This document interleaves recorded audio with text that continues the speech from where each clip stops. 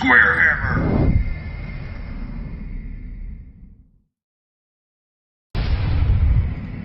Square hammer.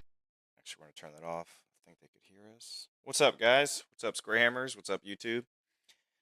Let me know if y'all can hear myself and Austin here correctly. Austin, go ahead.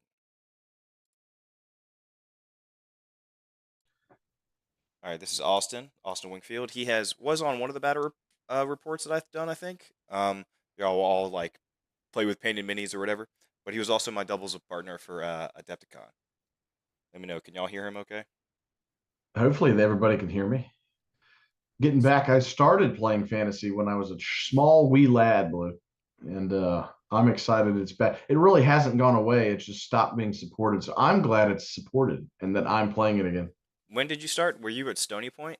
Was that then, or was that like one of My Jackson's? first model I bought was at the GW in Stony Point. So like I remember Nice. I was probably like 8 or something, and I bought like the combo. It was Beastman. My first model was like Be'lakor, some Warriors of Chaos, and Okay. like and Gores. It was like a Nice. combo Chaos Army. So Did you see Mark at Adepticon? I did not. Do you remember him? It sounds familiar from Stony Point days. Okay, yeah, he was the manager of the Stony Point store. Yeah. Uh, If it's who I think it is, it's a great dude. yeah, good times. Okay, so today we're going to be talking about the FAQ that dropped. I know some people have already covered it, but we're going to go through it just for us and just for y'all. So first, we're going to start with, I think, just the rulebook FAQs. It seems like they definitely answered several of the questions that we had, or erratas that we had in our own FAQ sheet that we were kind of making for, like, I guess the East Coast, like the TOs that run tournaments around here. So we're going to go through and see the changes. They definitely answered some questions that were very much needed to be answered, and then I don't think they left any open doors, but I'm sure they did, and we're figured out when we go through. Yeah, I Also, think they hit a lot of the things you and I have kind of whiteboarded when we play. We like to just throw things out that we'll look up later. A lot of that was hit, which is means and quickly. I think this is the fastest FAQ we've seen from a fantasy edition because of the new way GW does things. So I'm yeah. excited to see, new rules so fast. When did this come out? I mean, not this FAQ, but when? How long has this been out for, like, officially for everyone else? Is this like 3 months in, maybe 2 months in, and there's like the Couple, second FAQ? yeah, a couple months, and they've touched rules twice already, and Yeah, that's pretty good. yeah, I mean, wait, it's a new world It's a for new world. fantasy. Okay, so the first thing is the combat result, and it deals with combat order for close order formation. So you have to have a unit strength of 5 or more to have +1 combat result. So for close order formation, it used to be where you just needed like 2 models. So you could have 2 horses side by side, or even 2 infantry in close order formation, and you get +1. But now you have to be unit strength 5. I kind of like that. It still means the big monsters with lumbering will still get it, but you can't just have, 2 little fellas up against a You're gonna monster. see the impact of this in like when the combats are getting to the end, like when the units are shrinking. Yeah. You're gonna lose combat more when your unit's smaller now. Which makes sense, right? Which does make sense. So I think it feels fine. I Yeah. like it change. It was more of a change than I thought they do. I thought they would just address the Like the single lumbering. models. Yeah. Yeah. Yeah, yeah, me too. But adding the unit strength is kind of cool. Well, that also means that there's a lot of chariots that only have 4 wounds that won't get that bonus. Like, Yes. but unless they're heavy chariots, because those just come with lumbering, and I think they will get it anyways. So heavy Actually, that's a chariots, good I think, question. are covered. We could check that, but all the light chariots are interesting. But then, yeah, all of your characters on chariots got a couple buffs in in this FAQ. Yes, yeah. So them getting the combat result should help them too, kind of be a nuisance. Well, heavy chariot is actually unit strength 5, so even if you have a heavy chariot that has 4 wounds, it will still get this Close unit one. strength. Yeah, it'll still get that. So that's cool. That's good. Okay, what do you can take the next one. Heavy casualties that says change it to if during a single phase other than the combat phase, a unit loses more than a quarter, 25% of its models contained at the start of the phase, it must take a panic test. So I don't know if it was ambiguous and people were trying to panic in combat. It seems like they added other than the combat phase to the stipulation, and then it stayed at more than. So it's still, you can't just lose a quarter. You have to lose more than a quarter still. They might have just said like any time. That's good. I'm gonna check that right now. Heavy casualties. Yeah, it says if during any single phase other than the combat phase. So I don't know why.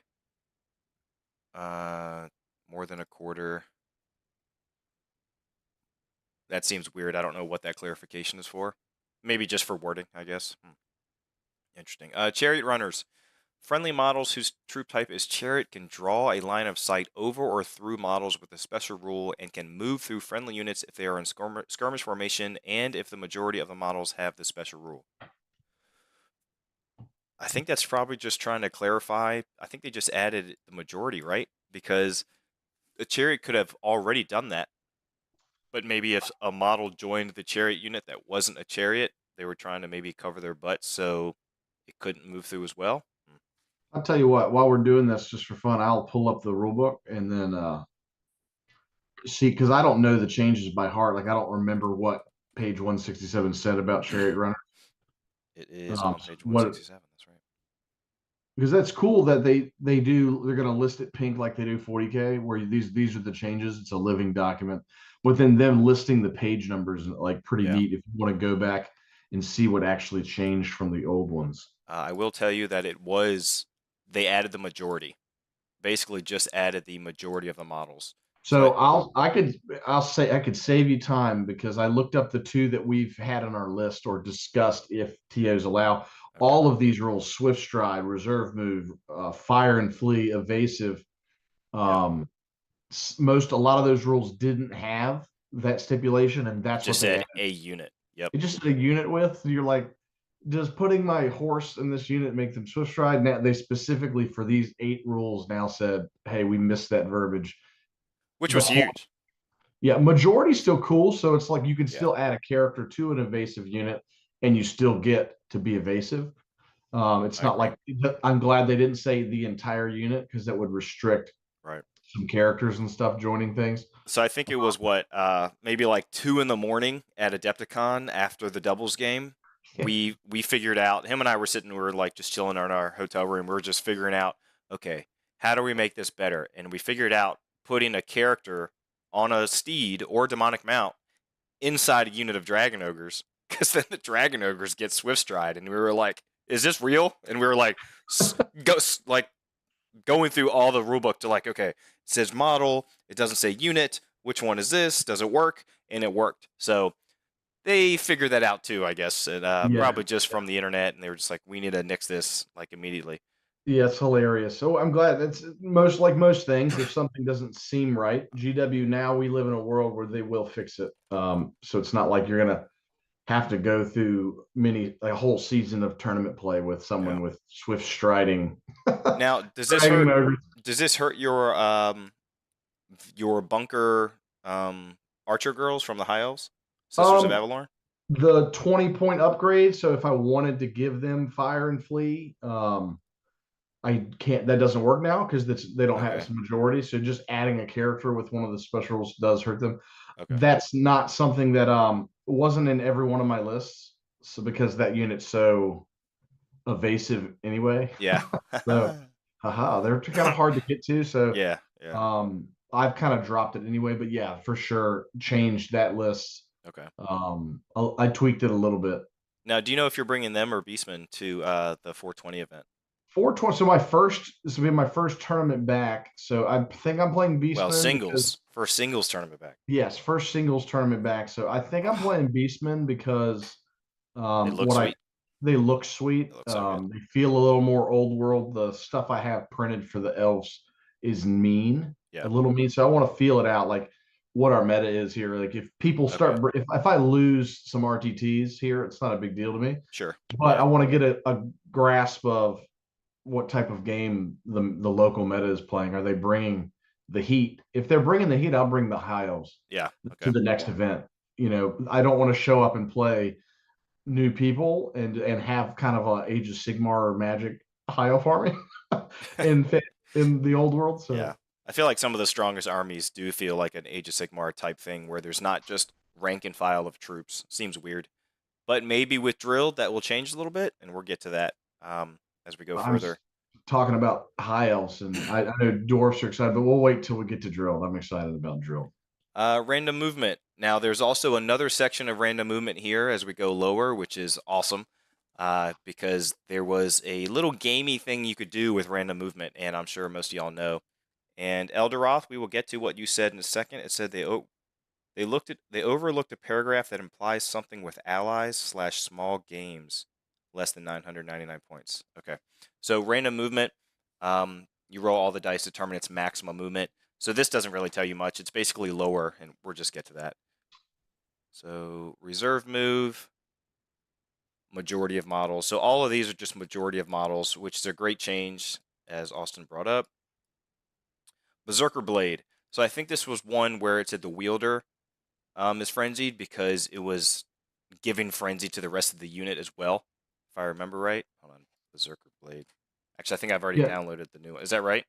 I don't know. So for notes, the only one that I know of is my Beastman. There's a character who gives frenzy. If he's frenzied, he gives it. And this was a way to give the character frenzy. So them adding the stipulation that they did, the wielder is frenzied. Yeah, I'm not sure. I think that would I see be it. like I think this means he can't lose it. By him Uh, is frenzied. He just is always frenzied. So no, that's you could lose frenzy. It says is frenzy. You can lose frenzy. So in the but the core weapon rule book, doesn't lose the frenzy key. I don't know. So that's I'm still confused by what this I change see is. what you're saying. I see what you're saying. No, but you should be able to lose it. It's because it just says the item just says frenzy special rule, and that means it just becomes like the frenzy special rule. I would assume. So that means you could lose it. So in the old, So them adding notes that just says the wielder of the berserker blade is frenzied to me is okay, you could saying be right. You could be right. that's all they added. It just added to the bottom of that weapon that says the wielder of this blade is frenzied. Mm, I don't know. That's interesting. I wasn't thinking like that. I was thinking you just gain frenzy and then you could still lose it because if you go under frenzy in the special rules of the rulebook, you can still lose frenzy. Loses around a combat immediately How have you been loses. playing the rage banner for chaos? Is that's the same verbiage where Oh you yeah. are If I you lose never combat, I lose it. That's well, no. The rage banner specifically says you can't lose it. um That's the difference. That one just says can't be lost. Let me get that one up real quick. Where you at?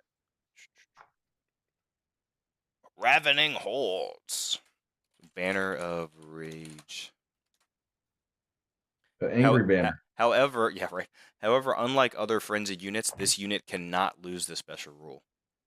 That's what that one says. So I would assume you just can't lose it. Cool. So I'm not sure what the wielder of the berserker blade is frenzied clarifies. I don't either. I don't know. But hey, now if you didn't know he was frenzied, he is definitely frenzied. He's frenzied now. He's frenzied now. Okay, so they The fixed dazzling this. helm That's good. was a big change. Yes, huge. Go ahead. You can go into Yeah, that the one. Go ahead. dazzling helm, popular on dragon lords, to make them -1 to hit and +1 save. So only being restricted to infantry and cavalry is something we've seen on other items. Yeah. So this is a cool change. So I'm surprised we didn't see the talisman of protection get this change as well. Really? Well, just because it's good. Yeah, but how else do you get like a character on a mount, a drag, or a ward save, like a Empire Well, captain on a Griffin or something? they could change the points and stuff, but I'm just Sure. glad to see them going into items and adding these restrictions. So Yeah. they could even go in and just type in not a dragon. No dragons or no no dragons. behemoths. Just no No behemoths. behemoth. Yeah. So monstrous creatures could be good. Anyway, I'm just excited. This is the first time we've seen them change an item. Wait, does And that mean chariots? Can't get it either? Does a chariot count as light cavalry or heavy cavalry? no. So you can't Yes. put it on a. Wait, which one? Chariot, bedazzling helm can only go on a cavalry or an infantry. Yes. So no chariot. Okay. I didn't even think of that I don't know if many people that were doing that, but I mean, still, it's interesting. +1 save and the minus to hit is quite good. Quite. Most factions that take a chariot character, me thinking about Beastmen and Chaos, Hmm. they have access to +1 save in a couple places, and they Yeah. have access to minus to hit. Hmm. So not a huge deal. The dragon is what they are going after for sure. Well, I'm glad they also fixed this. This is the reference sheet. I remember we had a couple games where we started with the reference sheet just to get the basis down, and then there was like a big discussion, argument, whatever, between a couple people because someone's reading the book and it's like, no, it says beat, and then this guy has the reference sheet and says, no, equal, and then they're like, good job, Which one's GW, which one's right? So Well, it we turns went with out the book, you do need to exceed the casting roll. which is so strong. It like makes you want, you have to, like at a tournament and you're playing 2,000 points, you're basically forced to run a level 4 or at least have +4 to dispel because it's just crazy to have to roll 2 dice or 2 on the die higher than your Yeah, opponent if you're what's like, funny, it's we know that competitively speaking, like yeah, it's a not a crutch, it's mandatory, I think, to take a level 4. If you're playing with your buddies and if you don't like the feel of that game, just make sure that you're both on board with not bringing one. yeah. So if someone brings a level 4 and you don't, is the only time you feel the impact. Yeah, it's like a feels bad thing. Like even Yeah. though you might have another 150 more points of stuff on the field, the +2 extra to cast and dispel will extremely outweigh the 150 points extra between a level 2 and level 4. It's just leaps and bounds. 2 level 2s, I still don't think that's good enough versus a level 4. It's just not. Unless you're like one's within their dispel range and your other level 2 is like really far away from the level 4 and just buffing your units and stuff. That's the only thing I could see Yeah, that the would. investment's big. Obviously, like Yeah. the high elves with the rerolls helps. Their level 2s. Some Um. chaos. Our chaos sorcerers get like +4 to cast By as the a way, level. I'm so glad they fixed high elves with the reroll, but we're coming to that Yeah. later. Yes, That was dumb. they can now miscast. I know it's so stupid. Like, how do you reroll a miscast? Yeah, That's well, crazy. I'm glad they answered it good. We'll get to that, Yes. and I Yeah. think I enjoy how they answer it comically. Yeah. Um, There are actually several cool things in here that make you chuckle. yes, So they did some fun stuff. All right, let's go down to some actual FAQs. Can y'all see the FAQs good? Well enough. and I'm All right, you can assuming start. Go. we're just going to hit the pink ones, right? Because Yeah. the ones in black, they're following suit. Those Yeah. haven't changed. So Hmm. the first one here is if I mark the position of a unit, then proceed to move it. Is it a takeback? And they clarified, yes. I don't know. They do have some verbiage in the rule book about takebacks and stuff, which is Yeah. interesting.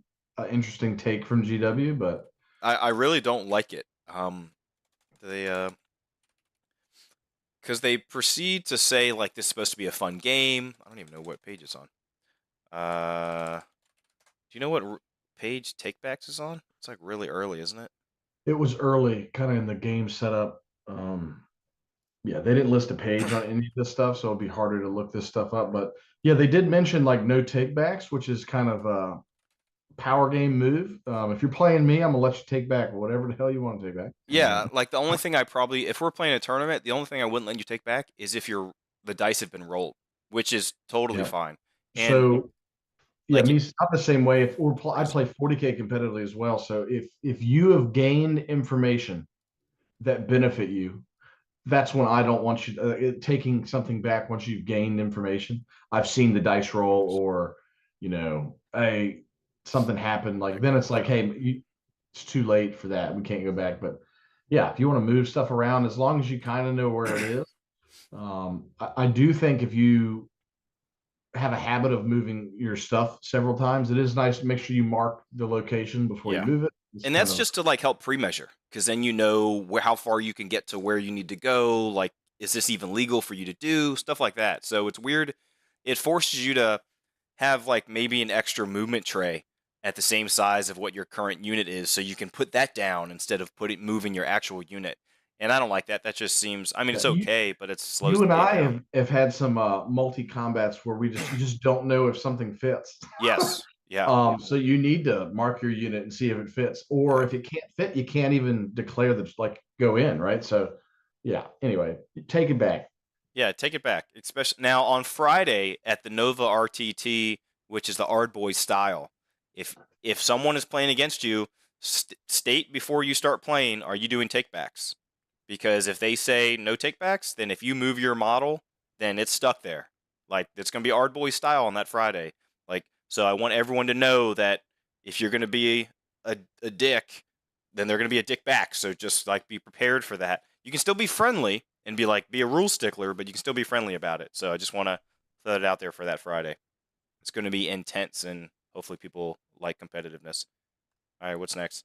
How does a close order formation, with just one model, is it still a close order formation, or does it act like a skirmisher? This was a question because a lot of people were thinking that a lone model becomes a skirmisher, but no, it says it acts just like close order. So that means you still have to wheel and do all. So you could be a single swordsman or single halberdier from Empire. If you're the only one left in unit, you still have to wheel and do all that other stuff. You can't charge 360. You can't just move in any direction. You have to take into account when that dude is walking to take a shit in the morning, he walks in close order formation. He is wheeling to get into the door. Well, yeah, because his cheeks are clenched, and he's like, I gotta keep it in. He only knows how to walk with his buddies. That's right.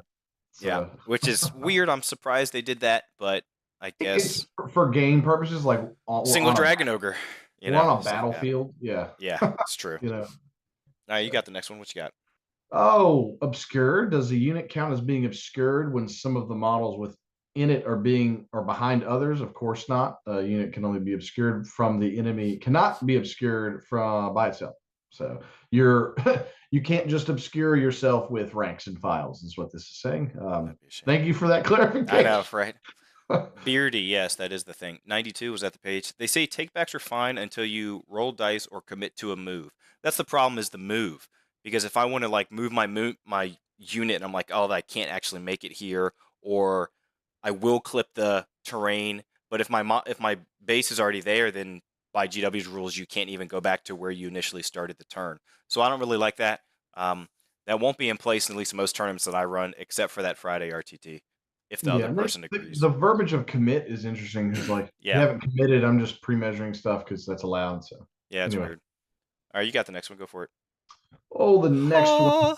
What do we got? A magic item. If a wizard has a magic item or special rules that allow them to reroll a failed casting roll, i.e., high elves, can they reroll a natural double one and avoid a miscast? No.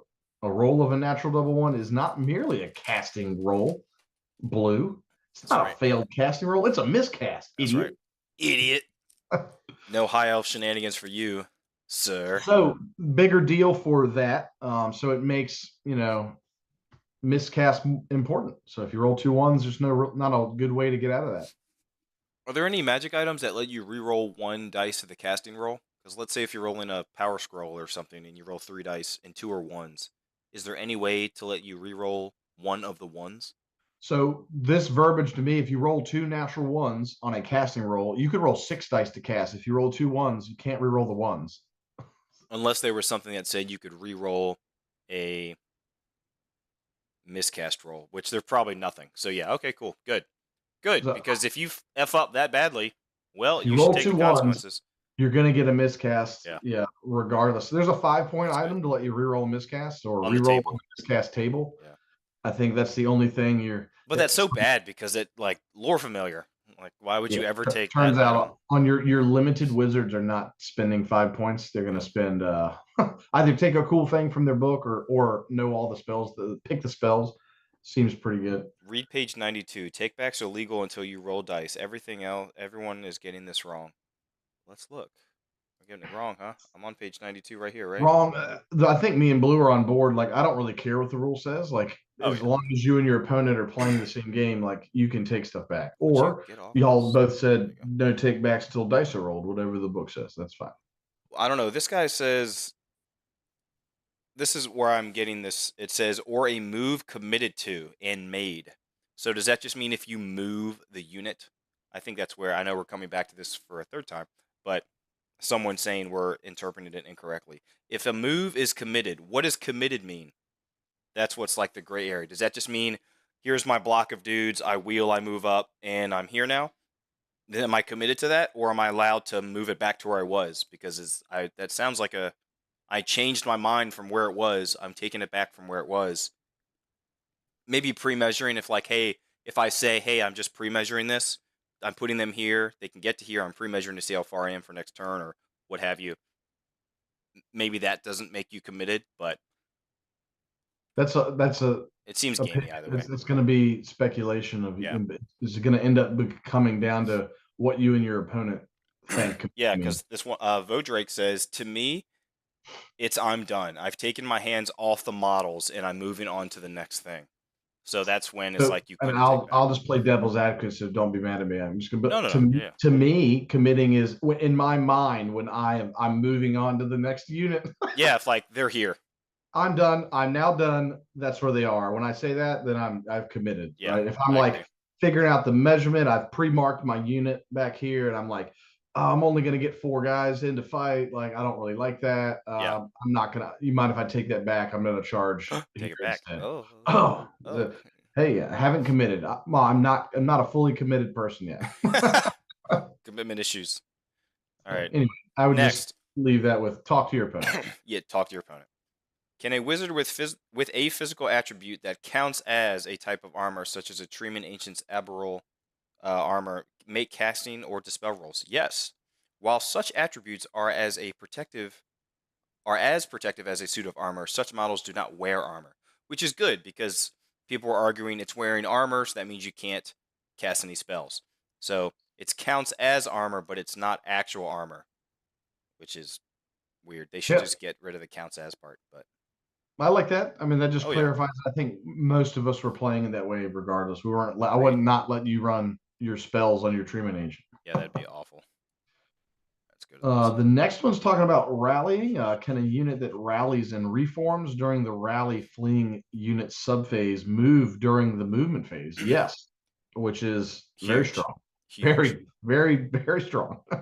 I don't know a single other edition that allowed that. So you could move, but you couldn't march in 8th edition. So if my like fast cav rally, I think you could move your like 9 or 8, whatever your speed is, but you couldn't now march 18, which seems crazy to me because that means your fast cav, if you have, is it feigned flight? You flee, you rally, you move 8 or 9, and if you have reserve move, you shoot, do all this stuff, and then you move again.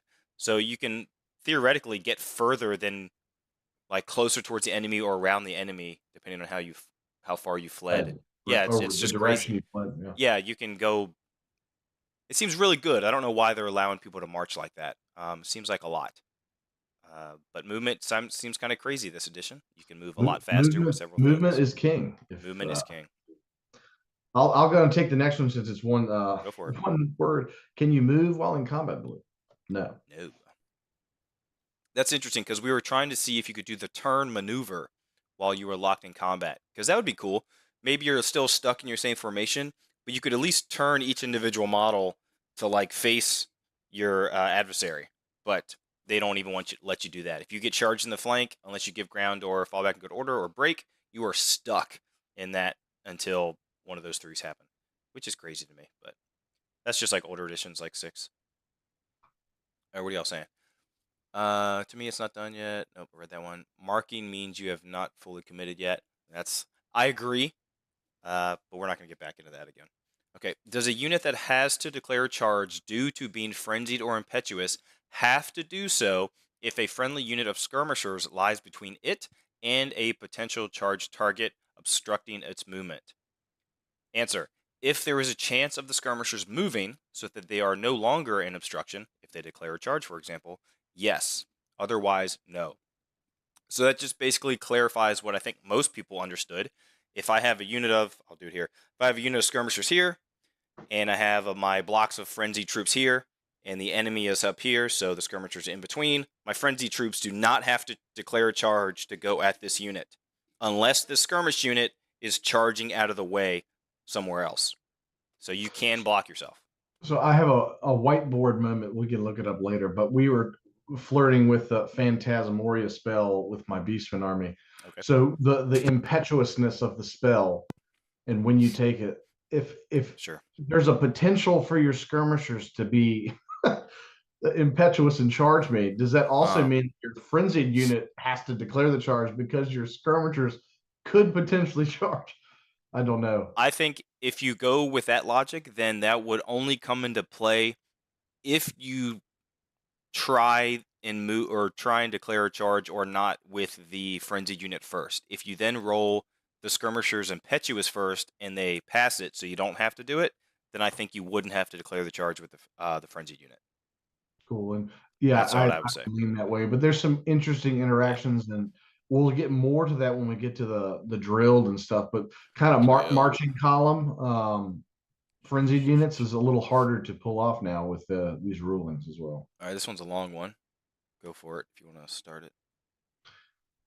Yeah, although it cannot make a charge move, a unit in marching column can declare a charge. Why is this? There's several reasons. Firstly, a drilled unit that declares a charge whilst in marching column can freely redress its ranks to adopt combat order after determining its charge range, but before moving, this allowing it to make a charge, which confirms that drill does let you redress and charge, which is nasty. Very, very, very. Makes drilled, we were like, drilled is kind of niche. If it's not allowed, this makes drilled almost mandatory in certain armies. Yeah. With it being so strong, it makes your slow armies fast, like your dwarfs and stuff, which have a pretty good access to drilled on some of their veteran units. Even warriors, dwarf warriors can get drilled. Marching column to get extra speed, set the board, take the board, and then being able to go back into combat formations and charge is very strong. High elves, pretty much all of the nasty units have drilled, which makes them worth their points more. I really think high elves. Wait, they come with drilled, or you have to pay for it? It's a point per model upgrade for some of their special units, but they're already expensive models, so having that flexibility makes them like fun and good. Without it, they're kind of, I think, too expensive for what they're trying to do. But being able to kind of get into Linehammer-esque, get 10 wide or shrink down and have ranks, I think is a boon. I think you will see a lot of armies start to use Arcane Urgency with that, because you line up 12 inches in your deployment zone, you march triple your movement, you cast Arcane Urgency on them so they can move again, which just means you could then redress your ranks and then move. Yeah, drilled, basically. I think even dwarves can do it because they have the anvil, and one of the anvil's bound spells is like to move again, if I'm not mistaken. So that means you can triple march and then drilled, redress, and then move half your movement up again. Listen, so the old world is full of the world's greatest marching bands, guys. They're literally doing all sorts of crazy stuff. Every drilled unit has a bard. Yeah, they're really good and drilled. Rule priority, reference page 165. Army special rules are above universal or troop type. Unique special rules, blah blah, i.e. frenzy is greater than drilled. They're both universal, aren't they? So I'll continue with the next two paragraphs. Yeah, go for it. That's fine. Secondly, units that are obligated to declare a charge in certain circumstances, frenzy, impetuous, for example, must do so even in marching column. So this was something that was not clear. I'm glad that they addressed that. If they cannot make the charge move, they don't move at all. They count as the charge failed, but they still don't move at all. Right. This prevents marching columns being used to avoid declaring compulsory charges. And I was using this for frenzy, but I was doing it as this paragraph says. So you can make a charge, you can declare a charge, but you can't make a charge move. So there was, you fail the charge auto, right? You don't go anywhere, but then you just can't cast spells. But at least it kept me from getting into combat if I had to do it. That happened, I guess it would have happened in our doubles game, but the miscast blew my head up, so that didn't do anything. But what an explosion. What an explosion. What an explosion. The last paragraph here says, alternatively, there might be psychological advantage to declaring a charge with a marching column. For example, the unit might cause terror. So you could force someone to flee even though you can't make a charge move? Yeah, or change the charge target might already be fleeing. Of course, it's not easy to set the situation up, but there's some tactics involved there. So them just using the terror example should make your head, it's kind of cool. Yeah, it's Think about. surprising. So I can cause terror, be in a marching column, declare a charge at someone, even though I can't make the charge move. You still have to take a terror check. I like it for my Beastmen army in all the variants. I take the Mangler, so I'm giving some character terror, Okay. and then he, debuffs leadership as well. But it's kind of cool if you throw the elemental spell and you can't charge Oh, the 5-up ward spell. the barricade thing, Earthen Ramparts. There it is. Earthen Ramparts. So like Yeah. you can't charge, but apparently you can just get a 5-up ward, still declare the charge, make someone take a terror check, and then hang out with your 5-up ward. That's surprising. Seems good to me. I don't know why they're allowing that.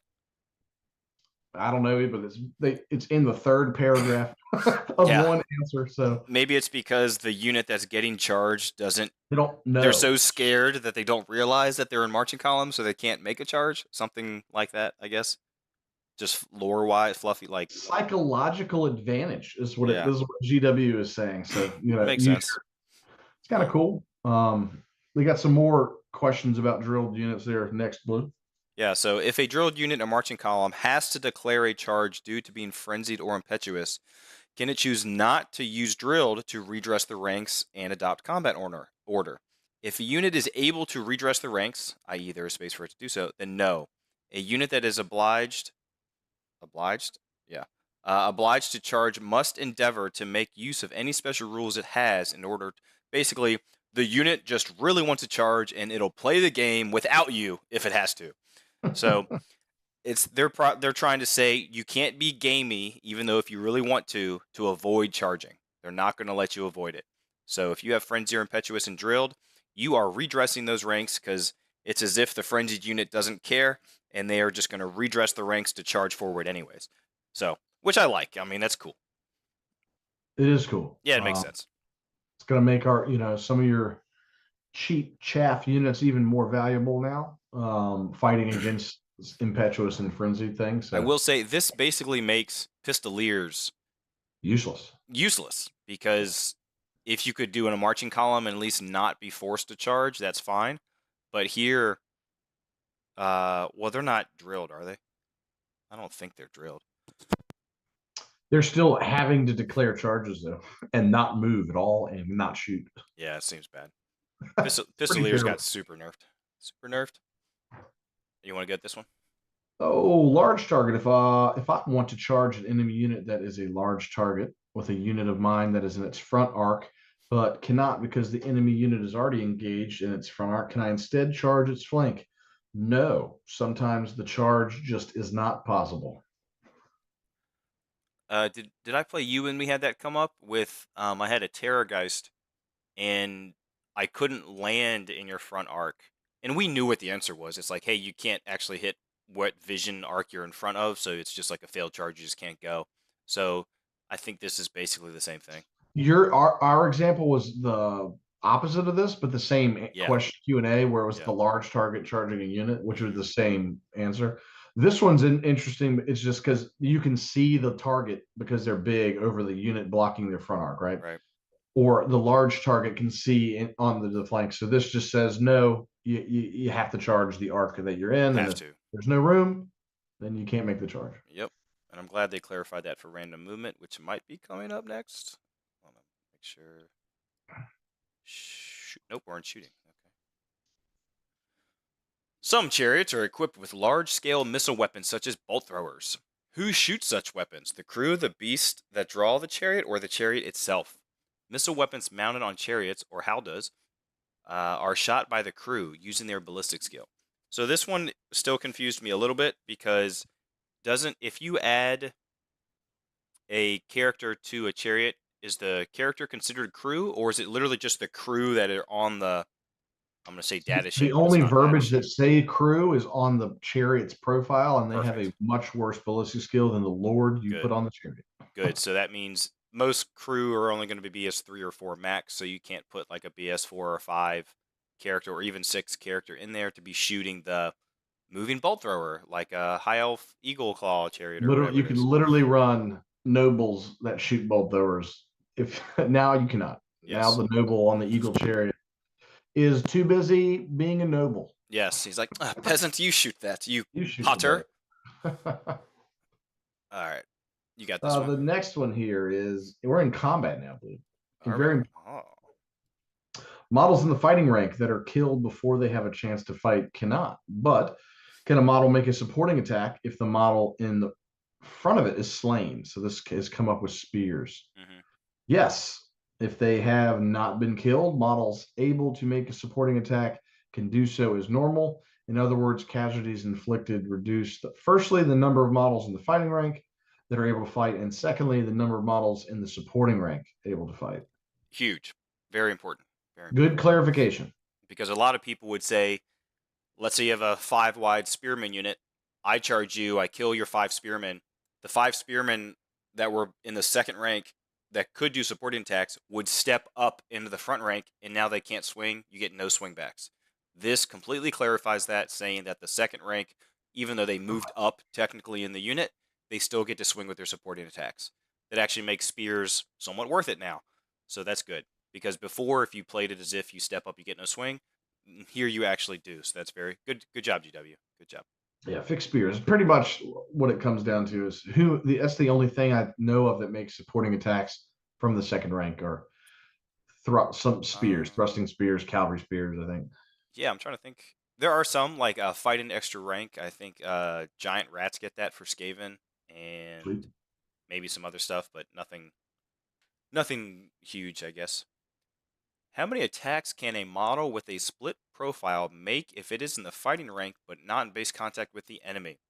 A model with a split profile consists of not one model. This is an interesting clarification when they say a split profile does not mean one model, which then it comes into play later in some of the other questions and answers. But several, all sharing the same base. Therefore, each model on that base could make a single attack. In the case of a cavalry model, for example, this would be one attack from the rider and one from their mount. So that's good too, because people used to only roll one. Like if you have 5 wide cavalry and only 3 are in base, then only the 2 that aren't in base only get one attack from the rider. Now they get also one attack from the horse, and we all know horses do more damage than the riders. So that's good. That means you get a lot more attacks from cavalry, so they just made cavalry even better, especially if they're drilled cavalry, because now they're just freaking flying across the field. And then that each model, we're coming to that later. So if you have a character riding a horse or a Pegasus, wink wink, for example, then that'll be clarified later in terms of what they can do and cannot do. Now, I don't know all of them. I know High Elves have them, and obviously the most popular ones are going to be Tomb Kings. But chariots, units of chariots, is actually going to be a big thing because there's several models on that base. So you actually get a couple horse attacks, you get a couple crew attacks.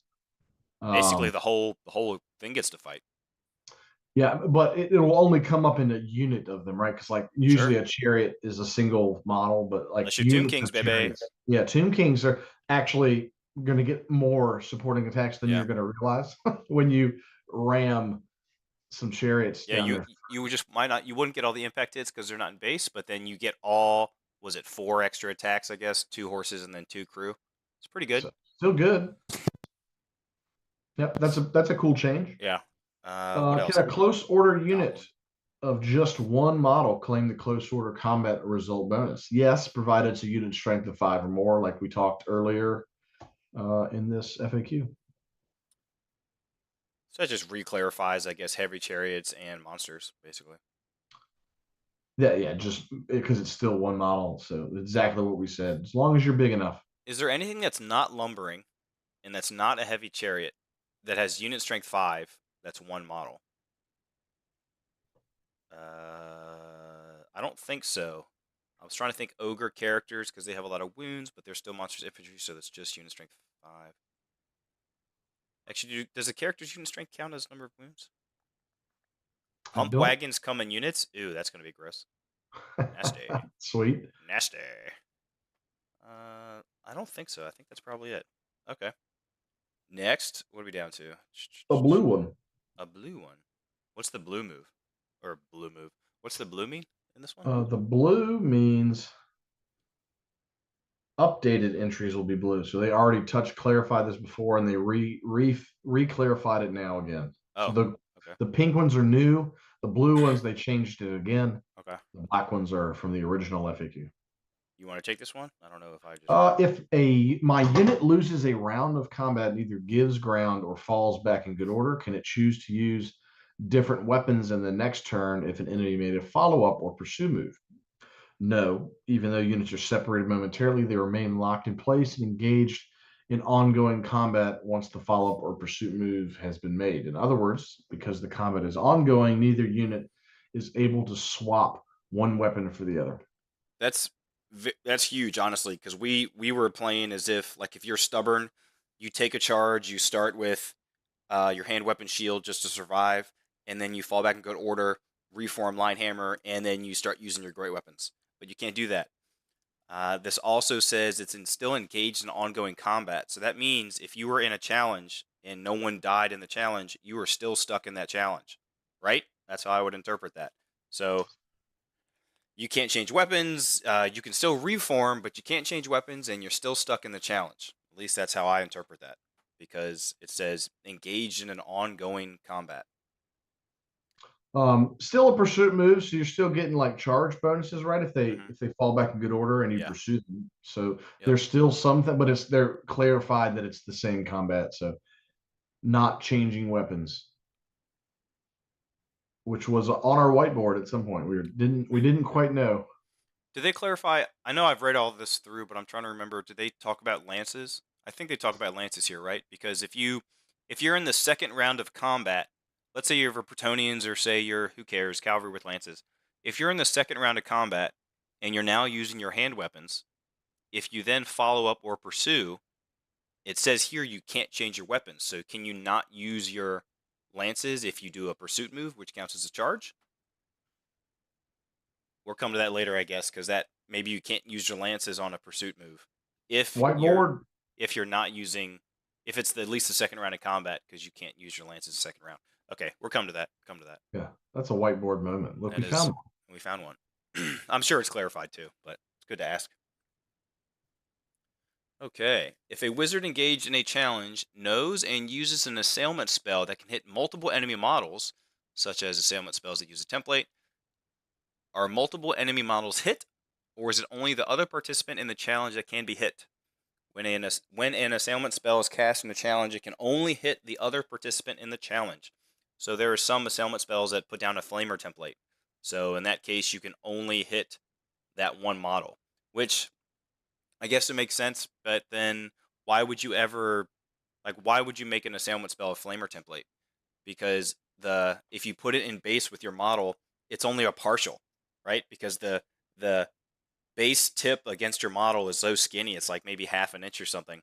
You're never going to fully cover even a 25 millimeter base.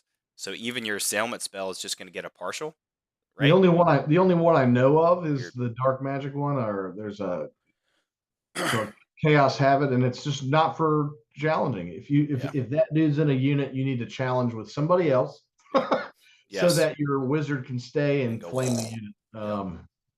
Or you'll have this weird interaction where you're like, "What?" My probably don't even cast it, honestly, at that point. It might not be worth it, because this Elderoth, Fist of Gork, it's a 5-inch template over the unit. Is that an assailment spell? Fist of Gork? Yes. Yeah. Wow. So you put a 5-inch template and it only hits partially the one model. Maybe fully, just depends. But yeah, I don't like that. That's weird. It's weird. Don't get your assailment wizard into a challenge with a blast assailment spell. That's kind of. Yeah. And they do clarify like the Mace of Hellstrom and some other stuff here too. So that got seriously nerfed. Big nerf. Big nerf. But yeah, okay. I think you're on I think you're the first pink one. If stop attacks, if a participant, if one participant in a challenge, is that where we are? Yes. One participant in a challenge causes impact hits or makes stop attacks. Where are they directed? They are directed against the other participant in the challenge. Period. Huge. Nasty. Which I don't like, because okay, so we were playing I think Warzone yesterday, and impact hits are initiative 10, right?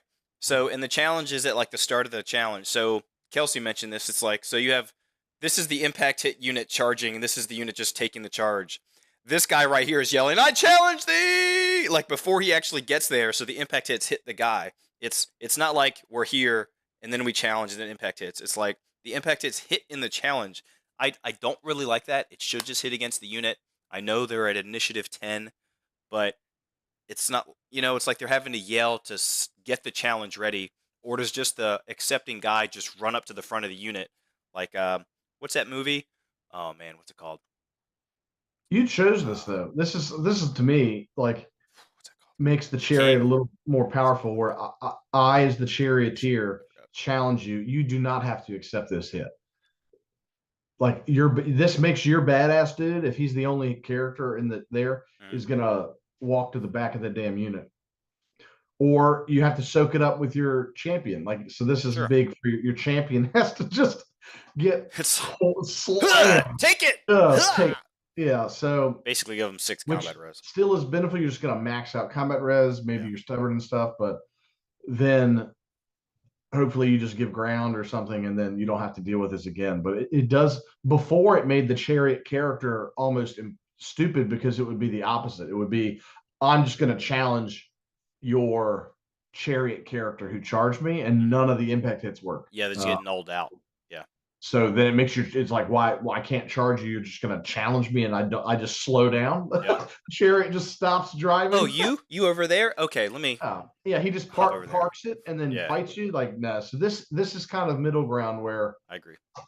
I mean, makes sense. Rules is written because they're initiative 10, so you challenge before the impact hits actually occur. So now the impact hits hit you. I just feel like it should be distributed like shooting. That would be. Now That's stomp probably attacks the I get. best. Stomp attacks I get, but all right. Now that's in a challenge. Remember, guys, if you're not in a challenge, and you can then direct your stomp attacks at a character if the unit is what? Unit strength 5 or less, right? Yes. Okay. Are impact hits the same thing? No, because there's initiative Impact 10. and stomp both say the same for characters. If as long as you have more than 5 unit strength, then they can't be directed. It's not 5 rank or file models. It's actually unit strength. Is that right? Yeah. Worth looking up. I don't know. Something. It's 5 something. All right. I'll read the next one. If one participant in a challenge is killed, I'm so glad they said this, can other models engaged in the same combat direct their attacks against the survivor during the same combat phase when it is their turn to fight? No. Even if one participant in the challenge has been slain, the challenge is considered to be ongoing until the end of the current combat phase. Wait, hold on. That means... It means we challenge my initiative 10 high elf slices your head off. Your initiative 4 dudes cannot then beat the crap out of my high elf lord. After the challenge is still ongoing until the end of this combat phase. And that I understand. But it says it's ongoing until the end of the current combat phase. So does that mean the next combat phase, you'd have to... Let me get the rulebook up. You'd have to challenge again? I'm sure it just says until slain. It says, I'm looking for too far into it. Even if one is slain. Yeah, so yeah, gotcha. Okay. I was about to say, because that means the ongoing combat for follow-up and pursue. You're stuck in an ongoing combat, and I was just trying to go there, but it didn't work. Good clarification. Yeah, good. The next one is big for you and I. This is another 2 a.m. Like they need to tell us, right? Yes. Armor Bane, does it work? Does it apply to spells, assailment spells, magic missiles, and vortexes? No. So no putting Armor Bane 2 Magic Banner on a unit to with 2 level 4s just with like +6 to cast. Good clarification. They didn't touch on what weapons are, but we now know because they removed magic from the equation. Weapons are just weapons. So just shooting weapons, combat weapons, things like that. Now, what I don't think they did, so they didn't clarify weapons. So there's still no, then that means Armor Bane on your unit. So a Dragon Ogre with Armor Bane does not get Armor Bane to its stomp attacks. Rules is written the way that we've looked into it now. I don't think stomps count as a weapon, or it doesn't say anything. So Armor Bane on your character, your cavalry, whatever, you don't get it for impact hits. You don't get it for stomp attacks. You only get it for your weapon that you're using. I'm sure that's being messed up all across the board, which is fine because I usually you messed would it think, up. yeah, I Actually, mean, who didn't? Actually, if you haven't messed something up, you're a genius, or you've time traveled. That Yeah. we figured it out 2 years from now, and you've Yep. come back. I agree, Elderoth. Like you would think it should apply to stomp because if my model without a weapon just has armor bane, why shouldn't it apply to my stomping you with my feet or hooves? But it doesn't, so it only adds it to the weapon you're currently using, which is very weird to me, but it is what it is. It's how they wanted to rule it. All right. I think you're on this one. I'm gonna sneeze in a second. Oh, I did. Armor Bane. Can a drilled unit redress the ranks before giving ground? Yes. A unit that gives ground is not a fleeing unit. That's pretty strong as well. So not only fall back in good order and reform, but give ground and redress makes drilled units money, dog. They're just good. If you have if you're dwarf warriors and stuff, or just dwarves, you have shield wall, which lets you give ground, and then so you can give ground and redress the ranks. Very big. Like that's even big for like quarrelers and stuff. Because I wonder if you can give quarrelers drilled, because you can be shooting, you get charged, you lose, you do shield wall, you give ground, and you reform to wider or shrink up. Probably shrink up because you were wider to get more shooting. So then you shrink up and you start getting ranks again.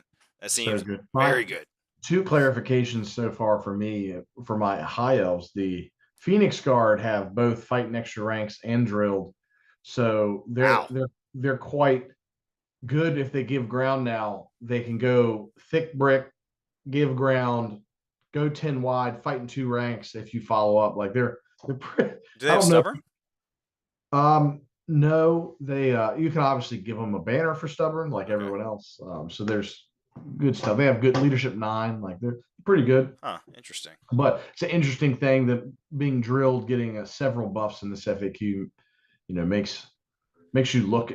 Every army needs to look in their book and see what's drilled or can be drilled, because there's some cool, and they're cool. What's cool, Blue, is they're old worldy. Like they feel like rank. It makes bricks like better good. Again. Yeah, better again. Like I want to see more bricks doing weird stuff and being strong. So that's cool. I think I've seen a lot of people say that Graveguard with drilled are worthless. I don't know why people are saying that. It's 2 points per model instead of 1, which is kind of lame, but I guess I get it. Why is it bad on Graveguard? Oh, maybe it's because they can't march. So obviously they can't fall back in good order. But when you give ground, you can. But now they can redress, so they can't reform, right? Because they can't. But now they can't. This does give them. Yeah, you can at least drilled and redress the ranks. Unless that player is thinking Unbreakable doesn't give ground, and they just have been standing there. Which it does. So as long as make sure Unbreakable doesn't, you can still back up 2 inches when you lose. Yep. And now drilled unit can redress the ranks. And I was talking to Zach. Y'all should know Zach. He's he's played at most of the tournaments, and he's been on this on the channel a few times. He was trying to show me Treekin movement, and he was just trying to say like how far could I go if you triple march and some other stuff. And we looked up redress the ranks. Nowhere does it say that you have to evenly distribute the 5 ranks or the 5 models. So the reason was maybe I'm telling a secret, but it's not really a secret. So if you're a Treekin unit and you're a marching column and you're just this long, you move up and let's say you get Arcane Urgency on you again, you redress the ranks. Nowhere does it say you have to go 3 on this side and then 2 on this side. You could just put all 5 on this side if you have the movement. So that seems kind of wonky to me. Nowhere does it say you have to keep your center. Nowhere does it say you have to distribute evenly. You can just redress the ranks and put them all on one side. I'll have to whiteboard that just to confirm, because that's very strong. And I did that. We looked this up at like 7 o'clock. Like we were just doing this like an hour ago. So popular unit, Lothar and Seaguard. Naval Discipline lets you redress the ranks when you're charged. So you're just saying you can just move most of your models to the right and get out of a charge arc. Or at least you could even make the unit charge further, because if you have to wheel to maximize, they won't be able to maximize, or you can make it so they might only clip you, so it's just like corner to corner. If you don't want all their, let's say they have 2 attacks apiece, you can just make them only throw 1 attack. There's a lot of wonky This is stuff Jay. that you can do there. Yeah, so look at that, guys. Redress the ranks. If you're on your computer now, confirm that for me, but I think that is correct. Okay. Did you read this part? I don't think you read this part. It's part of the same thing. Note that, as mentioned previously, should any part of a unit cross beyond the edge of the battlefield while giving ground, it's dead, and throw it into your tray angrily. Does it say that? What? No. It is intentional that a drilled unit might be able to avoid this fate, which is interesting. That's funny. The entire unit is removed from play. It counts as being destroyed. Okay. Which makes sense. Like, that's good that you can, like, be like, there's this, the edge of the world is behind me. Let's use our skill and training to avoid it as best as possible. So, do effects that modify a model's movement characteristic also modify how far a move or model with the fly special rule can fly? Yes. If a model has the fly X special rule, the number given in brackets is essentially a second move characteristic.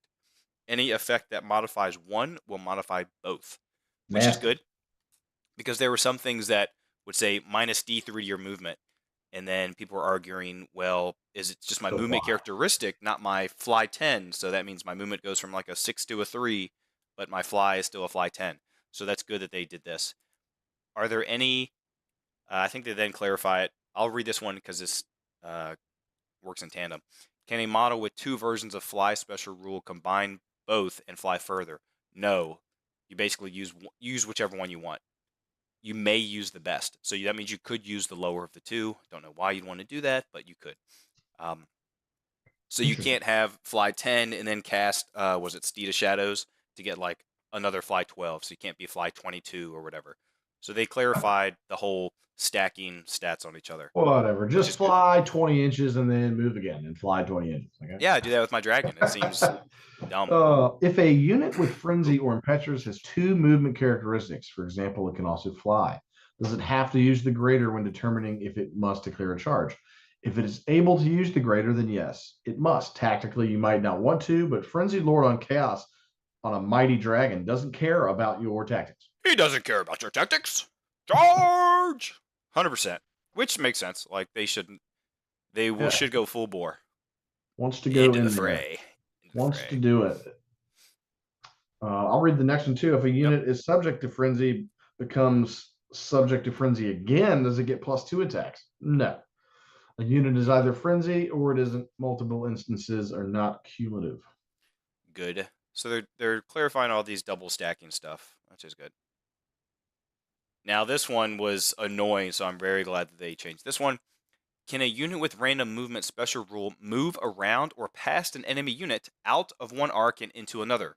And you could do this with Mangler Squigs, the Squig Hoppers, a Hell Pit, all that stuff. You just, unit here, Mangler Squig, I roll far enough that I then pivot and wheel and go here.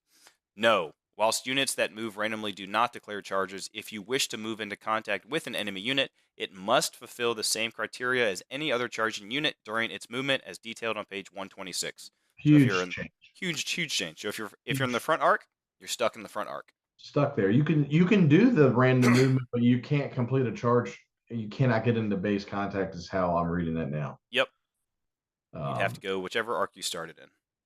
How far does a unit with a random movement special rule move when giving ground? It says all units move 2 inches when giving ground. So I'm glad they clarified that, because with random movement, you could then random movement, use your 3d6 random movement to give ground, which was super wonky. Yeah. Don't do that. Yep. Can 2 regeneration saves combine together to improve the armor value? Because this is where armor values and armor saves were different. So people were trying to say you could. Did they not clarify that? They kept it so that -2 armor value works on ward saves. And oh my god! Why didn't they fix that? Okay, no. Or it's meant to be. They should have just had an answer Q&A and said yes or no, but they did not. They did not. So no armor values given as a target number cannot be combined to lower the target number. As with ward saves, only a single regeneration save can be attempted, and different regeneration saves cannot be combined together. If your model has more than 1 regen save, simply use the best. I can't believe they didn't clarify Plague of Rust or Armor of Rust. I'm leaning Plague of Rust. towards Plague of Rust. the opinion that that's how you deal with dragons. So like they left it out. You either need to have illusion or have elementalism or have a dragon yourself. Screw your dragon, Blue. Well, if I get my stuff painted in time, I will not be running the dragon anymore. I think it's not fun for the opponent. It seems it's too powerful. I don't care what dragon you're running. It just seems way too good. I think the top tables will have a dragon every single time. I've played. Well, I remember you and I changed the elf list just to take the dragon, and he is in my testing. Is you can't deal with that guy. It's Yeah. The elf version is like the most defensive of the dragons, to my knowledge. Really? And the high elf one? The one you and I made in Chicago. He's got a 2-up save. He's Okay. got the 5-up ward, 5-up regen, and twice per game he has a 2-up ward. Oh, that's right. That's right. Which is why he's just wild. He's like, oh, you monster killered him. He's like, no, you didn't. 2 up. 2 up. Yeah. So that guy, he's very difficult to deal with. So they really didn't change Plague of Rust to then not lower regen and armor saves? Or armor values? We'll keep reading through here, but I don't think they did. Oh, that's so dumb. It's a pretty good spell on that high elf dragon. I read that one. Take the stuff. You're up. What you got? Are we on stupidity? Where are we at? Stupidity.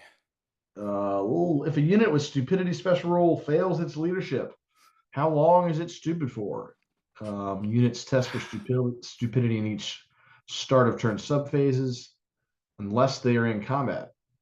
If a unit fails that test, it's going to be stupid until it passes a subsequent test. So you basically one turn until you pass it. So you just would keep failing or keep passing depending on what you roll, which is what people thought it was. The whole game, yeah. Or what some people were arguing: if you fail it, you're stupid and you're just forever. Stupid. Now, what they didn't clarify is how far you have to move forward. So you could just move one infinitieth to an inch forward. You could just move like the tiniest little bit forward. It doesn't say how far you have to move. Okay, weird. If a unit skirmisher succumbs to stupidity, this is interesting. In which direction do they move? They should continue moving in the general direction they moved the previous turn, or if they did not move in the previous turn, they move towards the nearest enemy unit. I don't understand the enemy unit part, but I guess they had to say something because they didn't know what to do. They were just like, let's just go towards the closest enemy unit if they didn't move. Interesting. Yeah. We'll see if that comes up. I think you'd have to cast a spell on a skirmishing unit to give them stupid, and I don't see. So or you put our wizarding hat combo in my skirmishing archers. Just there's a character who's stupid in a skirmishing unit, so like we might actually accidentally see this rule when practicing for a tournament. So, all right, you got the next one. Swift Stride enables a model to move further during a charge move than its maximum possible charge range. Why? Because models with this special rule delight in running down cowards who flee before charge. Delightful. So that's good clarification that you can indeed move farther than you could potentially charge. Yeah, cool. So your charge move, you can move further than your declare range. Your declare range. Which makes sense because that is separate. There's a declare value, and then there's a move value. Okay. Interesting. Where are we at next? We're on Chariot thingy. A character mounted on a ridden monster or a chariot can choose to use their own or their mount's armor value, whichever is better. If the character wears magic armor, but I choose to use the mount's armor value, can I still claim other benefits conferred by the magic armor? No. You must use a magic item fully or not at all. So this was a big discussion between mostly the Tomb King on a bone dragon. Could he take that armor of I forgot what it's called, but it's light armor, but it makes the enemy reroll their wounds. People were trying to say, can I use the dragon's armor and then just use the ability of the magic armor to then make them reroll with a better armor save. So they're saying no. Now I'm surprised here that if you have a magic item, they're actually saying you can choose not to use it. I don't Yeah. actually like that because usually magic weapons you have to use. I would have liked them to say if you have magic armor, you must use that magic armor, just because it like continuity over magic weapons and magic armor. I would have liked Well, I them to know do they that. say that in the main rules about Weapons, weapons, but not armor. So but they that's why didn't I'm clarify surprised. army Yeah, or armor. You must use a magic item fully or or not at not all. at all. Not at all to me means you didn't pay for it, but what do we know? No, because in this case you can choose to use the character's armor But value to or your the mount. So you to could your just not. point, to your point, they didn't say you could choose it or not, right? No, they are saying you could choose to use it or not. Where does it say that? If a character's riding a mount or like a monster or a chariot, you can choose to use the chariot's armor value or the monster's. Does it not say use the best? No, Okay, so you can choose. You get to choose. I guess it's It says literally it says it in this question. so is it turn to turn you choose? Oh, that's a good question. When do you choose that? Ugh. Yeah, if I give ground, can I re-choose? Like No, because you're stuck in the same combat. You can't. yeah, but it's choose. not a weapon, right? Is it completely? Yeah, that's interesting. I don't know. I'm trying to think of a situation where you would never choose to use the best one unless you're trying to force your opponent to overrun. Like, okay, I need to die here so I can get in position for that. I think that's the only time you would do that. I could see you Armor of taking. Ages. Thank you. I'm seeing you take the item for the Chaos Lord, and he wants to get wounded to get +4 attacks. So Oh, that's a good point. he's like, I want to get hurt until I don't want to get hurt anymore, and then I'm just want to slam you for the rest of the game. And then he's gonna drink this healing potion after. Oh, that's and then use the dragon's armor or whatever for the rest of the game. Yes, like I don't know, but we could game it. Like Yeah, that we just did. Yeah. You're saying we could? We just did. That's stupid. Okay. Hilarious. If a character mounted on a ridden monster chariot carries a shield, does it improve the mount's armor value? No. Shield is carried by the character, not the mount. I like that. I like that they changed that. Good clarification. Yeah. I'll take the next one too. My Beastman warband character joins a unit that is not warband. Does the rank bonus of the unit modify the leadership? It does not. So I think that's saying the character you don't get the character's leadership of say 7, and then you add warband on top of that. You actually have to go at the base of the unit because the unit has warband, not the. So there's somewhere else. No, it specifically does do that if the unit has the warband keyword. But this is what it's saying: if a warband character joins a basically unit that does not. He's okay. So your warband character can't join a normal unit and buff it up. I'm just trying to fix this guy. Just give me a second. Yeah, the last one right here is if a warband character joins a warband rank bonus, does it modify their leadership and increase their command range? Yes. Oh, okay. Okay. That was the old one. So they did clarify. Oh, is it right above or something right next to it? Right below, yep. Oh, okay. All right, next. Some magic weapons or special rules allow specific models within a unit to be targeted. Do such attacks ignore the lookouts rule? No. So that really nerfed Wood Elves. I think people were already playing that it didn't get rid of Lookout Sir because it didn't say it did, but this is them just saying it does not allow it, which I don't really see the point of some of sniping someone. Yeah, they're like sniping is super nerfed. It's decent if they're out by themselves, but then you still have to have line of sight to them, so that's still going to be very tough to do. So not great. I guess that was a quick one. I'll do this next one. Weapons of war. Do special rules conferred by a model's weapon apply to attacks made by that model's mount? So this is pretty big when it comes to Bretonnians and virtue of heroism. So no, any rules conferred by a weapon, let it be magical or mundane, apply only to attacks made with that weapon. This can include, but is not limited to, rules unique to a special type of weapon, special rules that apply to a particular weapon, or special rules that apply to a magic weapon. For example, if a wizard is armed with a sword of swiftness that gives you first strike, but the wizard cannot claim that wielding the weapon allows them to cast assailment spells at initiative 10, which is very interesting. So that means you would then still strike at the initiative, let's say 3 or 4 of the wizard with your assailment spells. So that Well, is pretty important. strangely enough, the wizard would fight you with the sword of swiftness first, Yep. and then whenever he gets to his initiative step, he would then fight With assailment spell. So basically, that means never take Sword of Swiftness, I don't know who does it anyways, on your wizard. To give another example, what's the good combo with that? I guess not great. To give another example, if a model has a special rule unique to its faction that grants additional rules to a hand weapon, and sorcered weapons, etc., or big choppas, the crew of an orc boar chariot have the choppa rule, special rule, for example. That rule applies only to actual hand weapons carried by the riders or the chariot crew, not to weapons belonging to mounts or draft animals that count as hand weapons. Which is interesting. Okay. Good clarification. Yeah.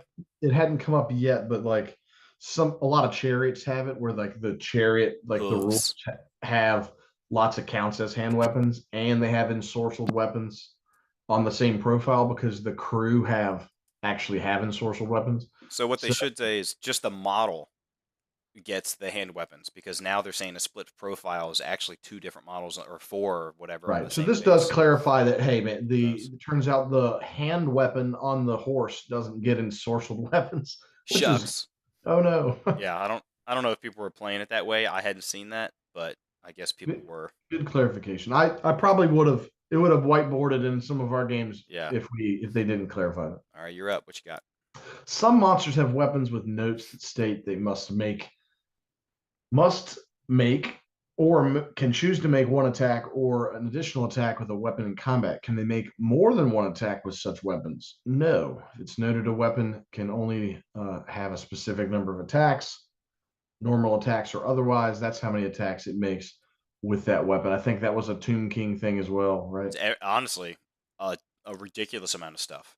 But yeah, mostly the Tomb King Necrosphinx with the Killing Blow and Monster Slayer attacks. Could they throw all of them with 6 attacks basically with that? Strong. Yeah, very strong. Very Turns strong. out, don't do that. Yeah, or even like the Griffin with its the bite thing that's multiple wounds. If you have a low armor save, all right, I'm just going to throw all my attacks at that one to do multiple wounds. Stuff like that. So that's a good point. I hadn't thought about it. Like even like an eagle with its bite attack. Oh yeah. Bite the hell out of you. 2 damage. So that's good that they clarified that. Good job, DW. Can a model armed with 2 hand weapons choose to fight with just 1 hand weapon? Yes, which is good.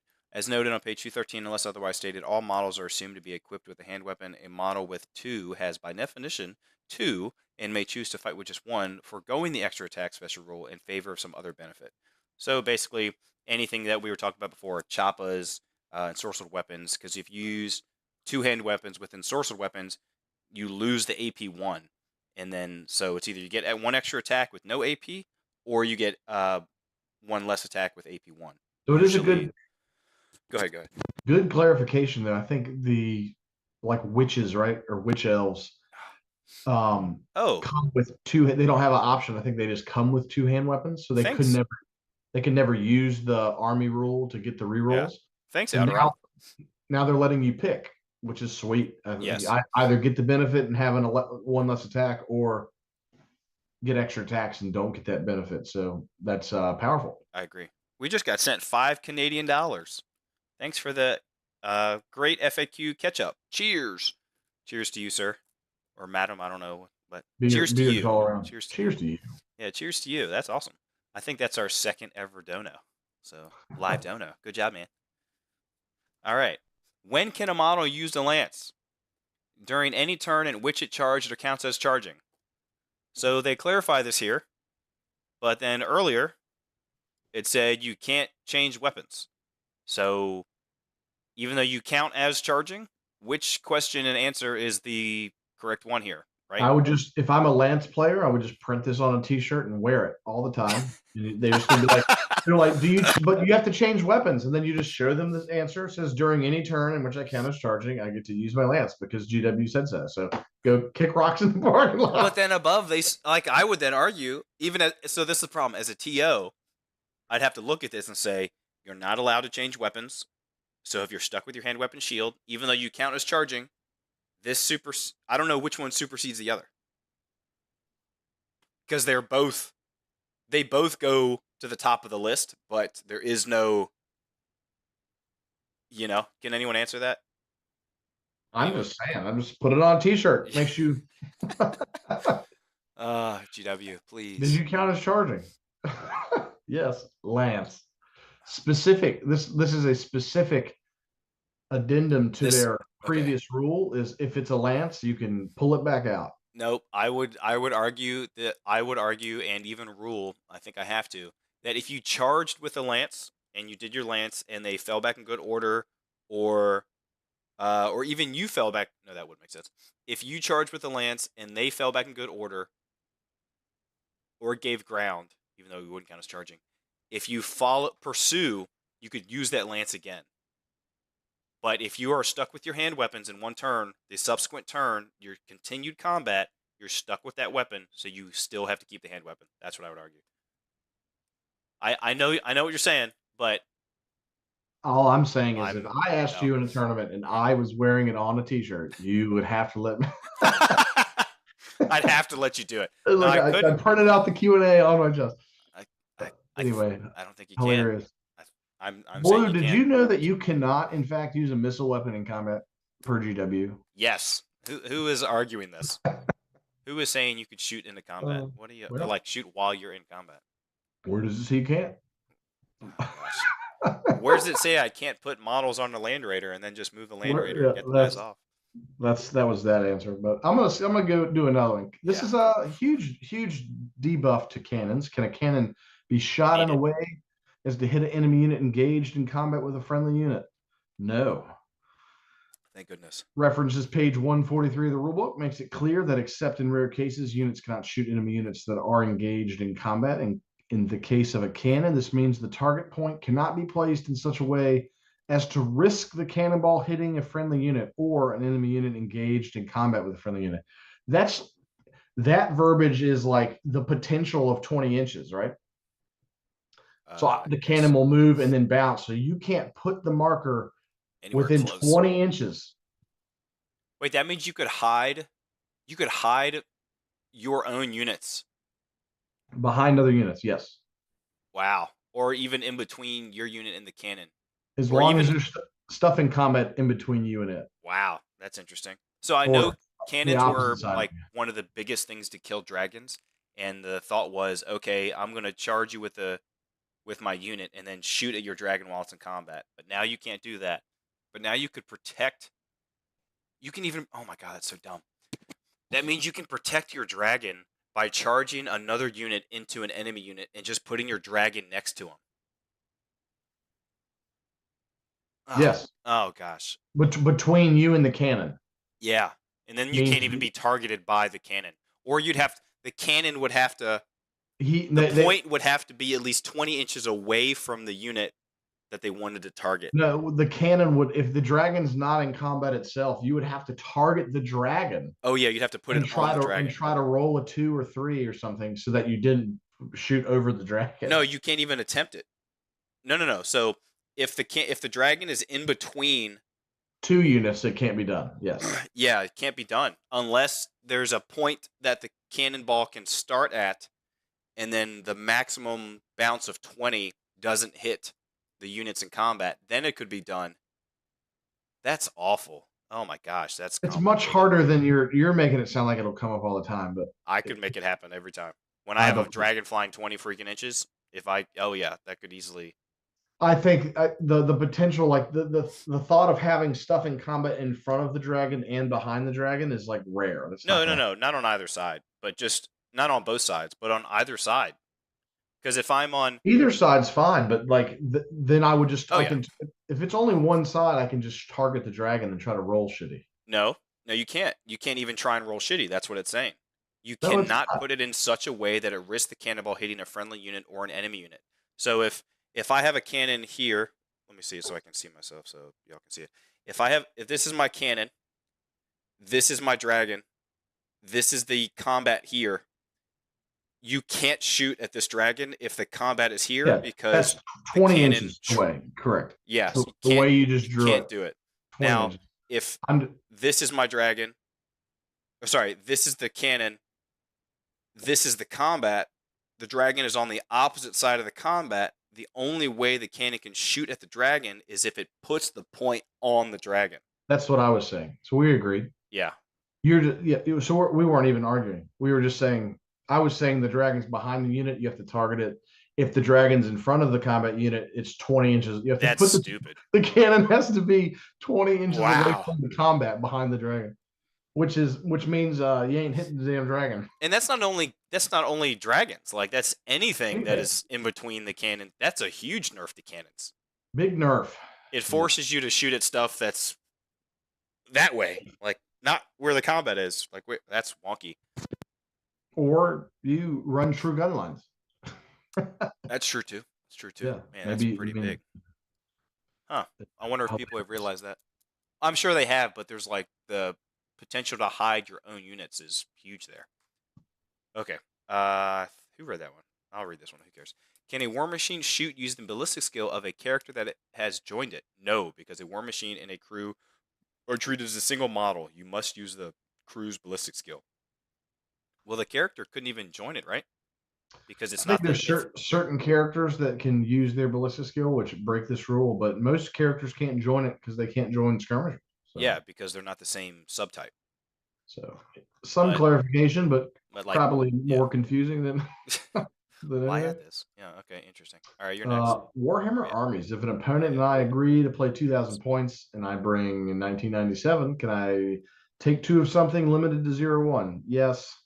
These limitations are based on the size of the game, not the exact points of your army. So. Right. You can read this one too.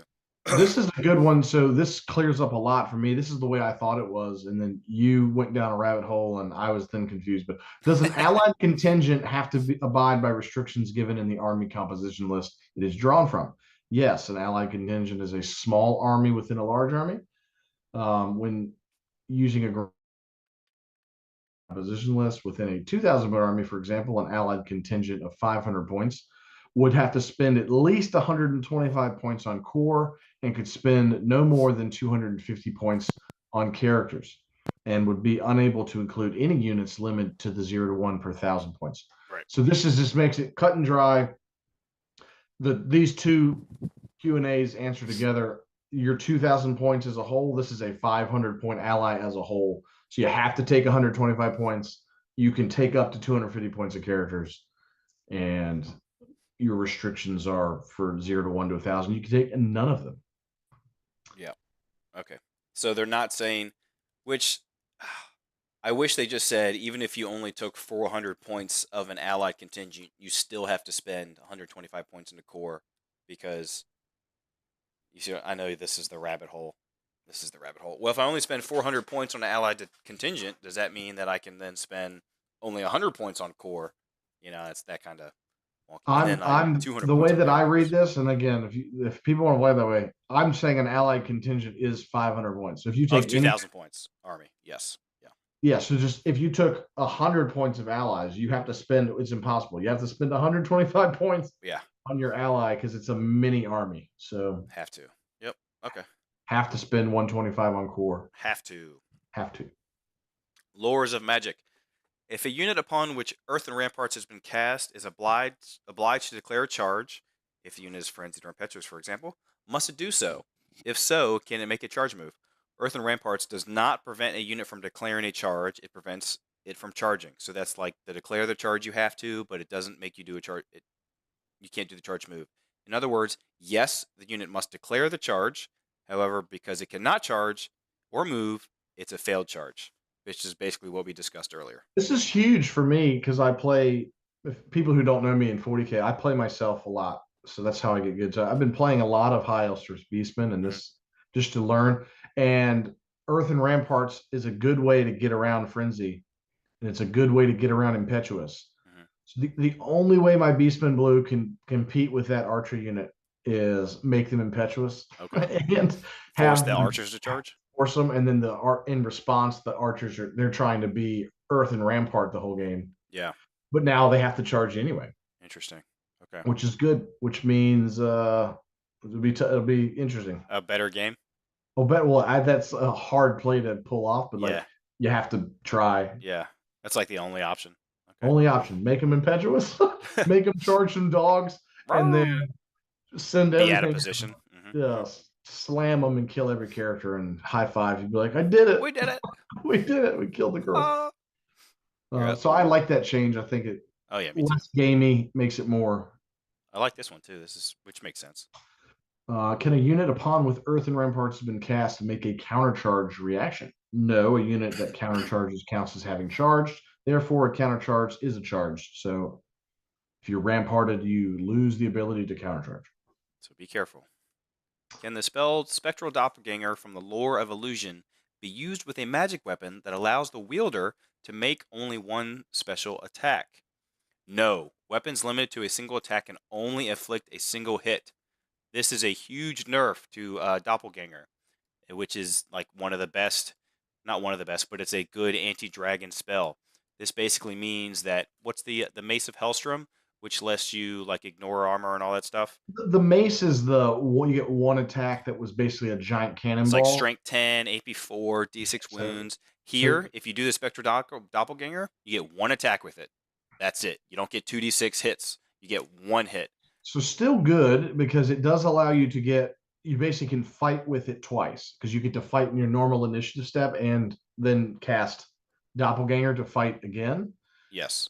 But then it's still just two hits. But it's not 2d6 cannon hits. No. So that's a huge nerf to that spell. Same with the ogre one. So it's a nerf to those. That's huge. Items. Not really. Not to Doppelganger. It's a nerf to the Mace of Hellstrom. It's a nerf to. I think it's the Thunder Mace. I think that's Thunder Mace. Right? Like you don't get 2d6 small blast templates. Sorry, this looks awful on YouTube. Jeez.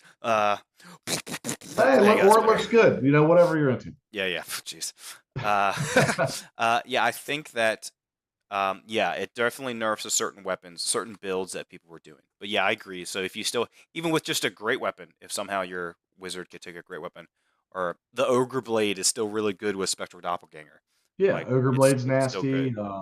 The guy we messed with the great weapon, just the high elf guy. With the Killing Blow and stuff. Like it's still 2d6 Killing Blow hits, stuff like that. Still good spell, but yeah, fixed the broken part of it. Was those couple weird magic items.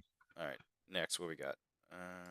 Some models can be found in one faction's army list. Can be included in an army made using a composition list belonging to a different faction. Dragon Ogre Shaggoth, for example, can be found in the Beastman Brayherd army, but can be made in a Warriors of Chaos Grand Army comp list as well. What list of magic items do they have access to? Basically wherever they come from. So the Dragon Ogre Shaggoth gets Brayherd magic items, which is pretty cool. For us, it's interesting because the app we use is wrong. So you have to reset your mind and look at. I thought he fixed it. I thought that was fixed with the Shaggoth. I think you could take the Beastman. Now I don't know about the. So Dragon Ogres per period are in all of our armies right now. So you need to take the Shock Tax upgrade. They can all have the Beastmen mutations instead of the Warriors mutations, is a big thing to look at. Yeah. And they can take the magic items from Beastmen, not Warriors. So there's the +1 save is going to come up. Well, the Gnarled Hide, that's only for infantry anyways. The magic item, they have the magic item. They have cheaper stuff. They got some interesting stuff. So not a busted, but by any means, but definitely different than we've been thinking. Yeah, and how some people might have been building their list. You got to take it. So if you're running Warriors of Chaos, you have to use the Beastman magic items and upgrades. What are they called? Like mutations or something? The mutations, yep. But I'm not. I'm sure other armies might have some similar stuff, but Chaos souping it up like they do. Yep. Okay, so that's it for the rulebook FAQ. Then we're just going to go through the Forces of Fantasy one real quick, and then the Ravening Hordes. It's not too long. There's literally only 1 page of this one, or I guess there's 2. But we can go quickly through these. So these are just erratas. This is for the Forces of Fantasy, for the good guys. Make sure y'all can see it. So the Steam Cannon no longer has 360 line of sight because it was a chariot. It can only shoot from its front arc, which is then mimicked for the Chaos Dwarf Steam Cannonade. I think that's what it's called. I'll just do all the Empire, and then you could do like the next one or something. The Laurels of Victory. When determining a combat result, each unsaved wound caused by an attack made by the bearer of the Laurels of Victory, not their mount. So your Hippogriff or Griffin, whatever, couldn't be getting 2 combat result points for every wound it does, because that's stomp attacks, that's its regular attacks, its bite, all that stuff. So no, only the rider gets it. So that's a pretty big nerf to the Laurels of Victory if you were taking that on your Griffin. Wizard Staff, 0 to 1 per wizard. You're not going to get +5, +9 for your magic missiles. I think they were magic missiles. I would love to see someone model a dude just carrying a bunch of sticks. Just sticks all around him. Yeah. That'd be actually pretty hilarious. Knightly Virtues. A virtue does not affect a model's mount. Huge for the virtue of heroism and for the, it's not empathy. It's like the 70.1, whichever one gives you like D3 attacks and hatred. So does that means that even the mount does not get hatred, which is pretty interesting. Lance formation, you have to have unit strength 5 or more to claim a lance, which is, that's okay. I mean, it's the same thing as everyone else is having to deal with now, so that's fine. Elven Honors, you can read that one because you're a big Elven high elf player. Honors. We're going to change this to represent this. Some characters can be given an Elven Honor. Each honor gives the character certain benefits in the form of unique equipment and additional special rules. An honor does not affect a model's mount. Should it have one? So same. Yeah, if you generically had Killing Blow, then your mount same doesn't get stuff. it. They did a pretty good job of restricting what can be mounted in that book. So this just is balancing that, making sure all of the stuff, you don't buff your mounts in any way. Yep. So nerf to Empire Wizard Staff, nerf to Bretonnian Virtues. Lance formation got a little bit of a nerf with if you only had 2 models left or 2 cavalry left, you used to get it. Now you don't. Elven Honors, it kind of, you said, as you just said, it kind of clarified it anyways. Nerf to Steam Tank, so only 360, which is good. Let's see. This is real quick. We'll go quickly through here. Empire of Man. Are unsaved wounds caused by the mount of a model bearing? No. I don't know why they have to put it up above and then have the same question answer right here, but doubling it up for clarification. You get the next one. What you got? Oh, can a Bretonnian army pray to the lady if it includes an allied contingent? Yes. Note, however, that allied contingent of Bretonnians take as part of any other army cannot pray. In order for Bretonnians to pray, they all have to be Bretonnian. That's interesting. So that actually came up in our doubles game. They had a Bretonnian and was it High Elves? Yeah, it was a Bretonnian High Elf, and they were trying to pray and roll to go first. Yeah, like they were like, can they go first even though the army prayed? So this clarifies this right now. That's interesting. So that sucks for Bretonnia. So you have to build a list knowing that you're not praying if you try and take allies of not Bretonnia. This is saying if you're 1,500 points of Bretonnia and you ally something, you can still pray. Is what this says. It's saying if you take a 500-point Bretonnian ally, you cannot pray. Gotcha. I misread that. Okay. Interesting. How does a bolt thrower work when shooting a unit lance formation? So lance formation is very confusing. So the number of models hit is based on the number of ranks overall. For example, a lance of 6 knights arranged in lance formation, or arranged in ranks of 1, 2, and 3 models would suffer 3 hits. When a lance is shot in the flank by a bolt thrower, the number of hits is based on the widest file, which makes sense. If they have 10 guys in the unit, then the rear rank that has 4, you're going to get 4 hits. Pretty simple. Makes sense. All you. Oh, if a character whose mount is different sized base to the models in a unit making up a lance formation wishes to join that unit, where should it be placed? Lance formation offers a bit more flexibility than other formations. For example, it's perfectly acceptable to place that character, such as a duke or baron, at the front of the lance should you wish. In the case of a handmaiden of the lady, the shield of the lady special rule allows such models to be placed at the rear of the unit. Alternatively, they can be placed within the unit. In this case, the extra base size will make very little difference to the shape of the unit. Put it wherever you want. Basically. Now, that one's weird because if you're on a unicorn is 50 by 50, and all the cavalry are 30 by 60. So when they say it doesn't affect the shape of the unit, it kind of does affect the shape of the unit. Awkward. What'd you say, Mitch? What is your take on the concept of that the Anvil of Doom isn't dispellable? Some are arguing this, and it doesn't feel right. And I play Doris myself, FYI. Doesn't it just cast as a bounce spell, level 3? So can't bounce spells be dispelled just like a regular bounce spell? That's what I would think. But Regardless, yes, I would dispel it. Yeah, regardless. I I'm gonna don't print it care. on my shirt. I'm gonna I wear it promise and you, say I can Anvil dispel the anvil. Anvil, yeah. You have to believe me. I put it on a t-shirt. When a unit in lance formation is engaged in combat, every model on the outside counts as being in base contact. Now, this was a big thing. It's like, it says they count as in base contact, but they're not technically in base contact with me from their point of view. And I'm like, that's stupid. If you count as in base contact with me, then I'm in base contact with you. So, how many enemy models count as being in base contact with the lance? The full fighting rank. When a lance charges, it pierces deeply into the enemy formation, causing the enemy lines to close around it. It's very hard to show this on the table, though, hence the abstraction. This is a huge deal. Yeah, anyone that wasn't doing this already was being very gamey with it. But the fighting rank, like, so if you charge a line hammer unit, the whole line hammer unit hits you with full attacks. Yes. Yeah, that's nasty. That's just brutal. Now, they shouldn't have done that. That's probably too much. That's too much. Note here, I love it. Note that this can create an area of dead ground between the lance and its unit it's engaged with. If any enemy units are caught within this, refer to the rules for accidental contact.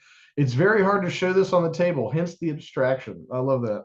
Yeah, so you hit them, and then you get engulfed by the unit that you charge. So it's just funny because line hammer still exists. Yeah, with line hammer there, I mean, yeah, because if you have, let's say you're like 20 wide and you have 2 attacks apiece, let's say you kill 6 of me. All right, now I get 28 attacks coming at you. Ugh. Yeah, how many enemy models count as being in base contact with the lance? The full fighting rank. What are you doing? They should have just said. Bro. They should have literally just drawn lines. Like how wide? The widest point. The widest point. That's what's in base. That's a big nerf to the lance, if you ask me. Okay.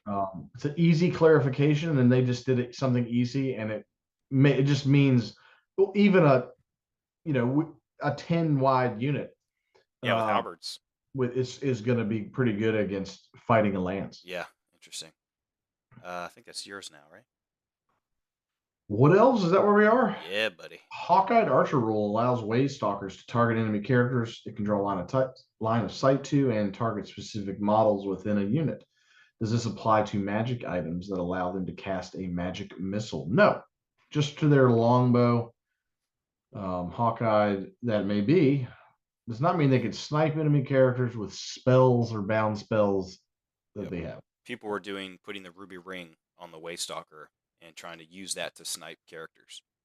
But they're like, no. Can't do that. No.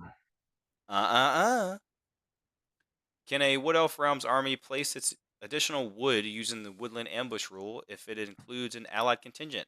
Yes. Note, however, that an allied contingent of Wood Elves taken as part of the army cannot. So basically, you have to be the main force to get the extra woods. Yep, that was the same verbiage with Bretonia, right? So yep. Figuring that out. The Bow of Lauren allows Wood Elf characters to make a number of shots equal to their attack characteristic. Does this interact with enchanted arrows? When firing enchanted arrow, it is assumed that the model is firing only once, as is the norm. Therefore, one of the shots is an enchanted arrow, and the rest are going to be ordinary arrows. So you do not get 4 enchanted arrows. You're going to get 1. The big nerf. Yeah, shooting's already bad enough, and they just nerf the bow even more. So it's like, I don't know what they're doing here. You think awful. That Lord who paid to have a quiver of enchanted arrows just has extra regular ass arrows in there? No, he doesn't. I know that makes no sense. Why? Oh, I'm a elven lord that's like 2,000 years old from the forest of Loren. I'm a highborn. Like I'm gonna have 2 quivers full of the most Different arrows. enchanted arrows ever. Yeah, Yeah, but so like it's just wild that they're like, yeah, he's got his enchanted arrow quiver, and then on his back he's got some basic bitch arrows to Yeah. also shoot. I don't know what they're doing here. That seems like an unnecessary nerf. When you're already, if you have a lord who's shooting like 4 attacks, Whatever, dude. he's not in combat. He's shooting 4 arrows. 240 point dude that can Yeah. shoot 4 times. Like, give him his damn arrows. Yeah, let him shoot his arrows. Here you go. This one's for you. High elves. Can a wizard with the Warden of Safri Elven honor purchase magic armor? No. Now, Period. purchase. What are you trying to say? No, Because it says purchase. They just don't have the ability to take armor, so you can't buy it. So yeah, that makes sense. Makes perfect sense. You can wear it. Well, how do you wear it if you can't buy it? Certain thing you can upgrade like characters to be wizards, so they obviously have armor already, and then Ithil Bombarding lets you wear armor and cast spells. So they're just saying your naked wizard can't just use this upgrade to then buy full plate armor and stuff, but like you can't do that anyway because you can't take armor. On to Ravening Holds. This one will be quick. This one is only like a page. This one is very. Let's see. Get it so everyone can see. Gigantic Spider. Add move through cover. Wait, are these none of these new? No, these are all. Yeah, these are all new. I was gonna say. Gigantic Spider. They just added move through cover, which isn't great because like move through cover is not a good rule. It's kind of trash. But yeah, Chaos Steed, add countercharge to Chaos Steed's list of special rules, which is great. But I saw someone arguing that the Chaos Steed list of special rules, it wasn't included on the, I don't know if this is right or not.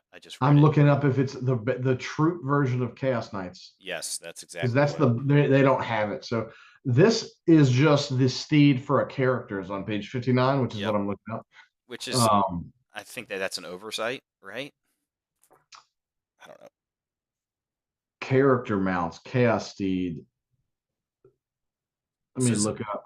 So that means that if a regular Chaos Knight unit doesn't get countercharge still, but at least if you put your Chaos character on a Chaos Steed inside a unit of Chosen, then I would rule because they literally so in the Chaos Knight profile has a Chaos Steed. So, but it says on page 59.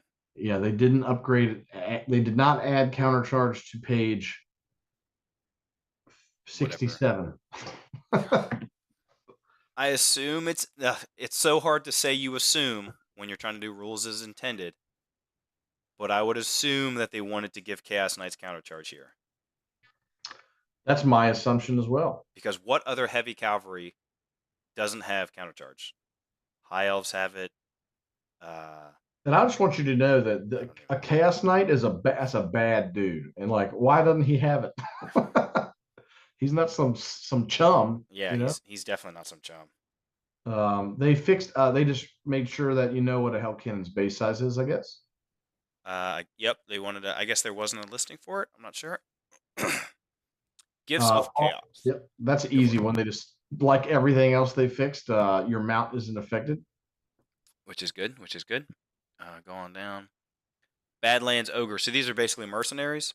Under options, I think they had 2 different points costs. I think one was 6 and one was 7. So they were just like it's 7 points to make a champion. Beastman nerf Slaughterer's Call was changed to you're only frenzied if you become frenzied by Blood Rage. You can't take the Berserker Blade and give your unit frenzy. There you go. That's what it was. That's a nerf.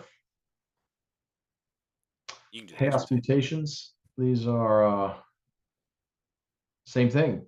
They do not affect your mouth. Which is fair. I mean, makes sense. So that's it for these FAQs. Now I do have the changes for the legacy lists. Did you want to do the Q&A portion of this one? The what? At the bottom, so they changed. Oops, I totally didn't even read that. I don't even think I read them when I went through this myself. Haha. I'll, Go for it. I'll read the Beastman one first. Hagtree Fetish does not reroll to wound with Okay. bound spells. So Huge. not rerolling to wound with Fireball. Yeah, Ruby Ring got nerfed a little bit. Change my list up a little bit for sure. Might as well start on this side. So, Tomb King, can the Necro Sphinx make more than one attack each turn with Decapitating Strike? No. That was clarified in the main rulebook FAQ, so that's good. Tomb King's Arcane Journal. The crew of a Tomb Guard Chariot are equipped with shields. This improved the armor value of the 2 of 3 up. No, because the model, the rider has it, not the chariot itself, so that takes into account here. So you just get a 4 up. Night Goblins engaged in combat still contains unreleased fanatics. Can they be released while engaged? Provided they can be placed within 3. Yes. That's so stupid. They're very good. You're like, God, they made now they're random movement though, right? Yes. So they did at least clarify they can't randomly move into combat, right? Like that if they're in your front arc, don't they have to go into your front arc? Well, fanatics don't get it, they don't go into combat. They would hit your unit, continue forward. So if next question, if a fanatic moves into contact with a unit that's engaged in combat, does it hit that unit that's engaged with it as well? So this is like, does it hit both units?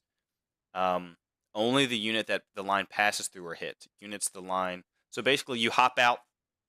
So if you're in combat with my Night Goblins, it's my turn. I make my fanatics go out, and then they're just going to hit your unit in combat. This seems really freaking good. Still strong. Still, fanatics are still. You should. I can't believe they didn't say you can't shoot at them or something. But that's so good for them. Yeah, they goblins fear elves. If elf unit causes fear, do they cause terror? And goblins, no, you just cause fear. Yeah, basically fear doesn't stack. Now this was a weird one. If a character with the mark of Nurgle, for example, is mounted on a chariot with the mark of Chaos Undivided, does the chariot benefit from the character's mark? Or do I have to pay the points to give the chariot the mark of Nurgle for it to gain the same benefits? If you want a chariot mount to have the same benefits from a mark of Chaos that the rider has, you have to pay the points to give the chariot the mark of Chaos. So you basically have to spend 20 points to give your character the mount of Nurgle then your chariot. It's not true. So the way that they worded it is you have to look at the marks. Nurgle is there fighting you. If you just are Nurgle Sorcerer in an Undivided Chariot, you still are going to make them reroll 6s. But like you're not +1 initiative on all of your mount stuff unless they're both Slanesh. You're not going to be, both of you won't be frenzied. You won't get all the extra attacks on the mount unless you paid for it. But Nurgle works. And Zinch, you don't need magic. The magic resistance wouldn't stack, I don't believe. No. So Mamar doesn't stack. You're only going to spend it on the character unless you want to frenzy the chariot or unless you want to +1 initiative the chariot. I see what you're saying. Okay. Okay. You're right. So with just one Nurgle, your enemy's going to be at -1 or reroll 6s to hit. Reroll 6s anyway. Yeah. So what does Khorne give you for the mark? Is that frenzy? So you will get the extra attacks on all of the. Will be all the crew. Don't get frenzy unless you pay for the chariot. Gotcha. Okay. All right. Good. And that's it, I think, for these guys. What are you saying? Drew Bishop. What save does the Tomb King on Bone Dragon with the Armor of Ages get? He gets to choose. He can either use the Bone Dragon save, but then he doesn't get the reroll to wound, or he can use the armor save, which is light armor, and then get the reroll to wound. That's it. And that is clarified in the main rulebook FAQ. Lance, page 215. A lance can be used only in which it is wielder or charged, then go to catching the curs. Counts as having charge. I get it. Trust me, I get it. But it also, if in the FAQ it's Eldorath, it says you're stuck with the weapons you're using. It's an ongoing combat. So it's like, it's an ongoing, but counts as charging. I'll have to read it. I'll have to read it again and make a ruling on that. That's going to be. You're welcome, Drew. I liked your ruling, and it makes sense. Like you didn't have time to pull your lances back out. You're in. It's like you're still there. So. But if my lance is still in my hand, like. You get to keep it. I think since you'd get the count as charging for impact hits and initiative bonus. Use logic in your decision making. I know, it's crazy. And someone's probably going to yell at me for it, and I'm not going to care. So, haha. Okay, so that's all the FAQs, but I wanted to pull up the changes in legacy stuff.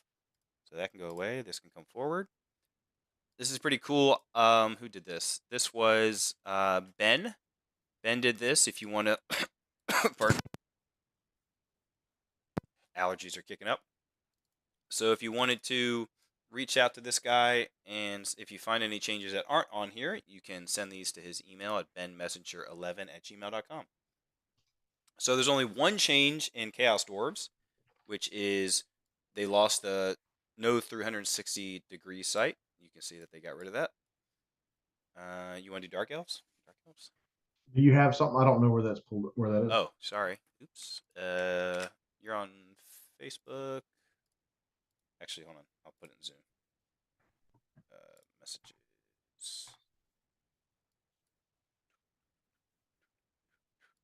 Notes. I don't use Zoom very much, but I'm just gonna. Me neither.